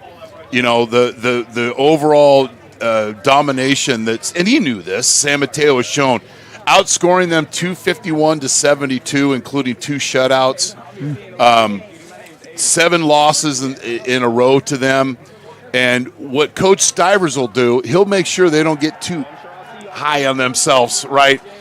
The heat's going to be coming back in this week here in Modesto, and they've got some things to correct. But lessons learned in winning, coach's dream. Once again, the Pirates pick up the 23-20 victory over San Mateo and improve to 3-0 on the season. The loss drops San Mateo to 2-1. We appreciate you checking out our coverage on NorCal Sports TV. Give us a like and follow on YouTube.com/NorCal Sports TV. You can check us out on our social media at NorCal Sports TV on Facebook, Instagram, and X. Once again, for my broadcast partner, Chris Babcock, I myself and Mario Ramos, along with my producer, Luis Rangel, our cameraman, Avery Townsell, and Noel Alexander, saying thank you for watching this presentation of MJC College Football on NorCal Sports TV.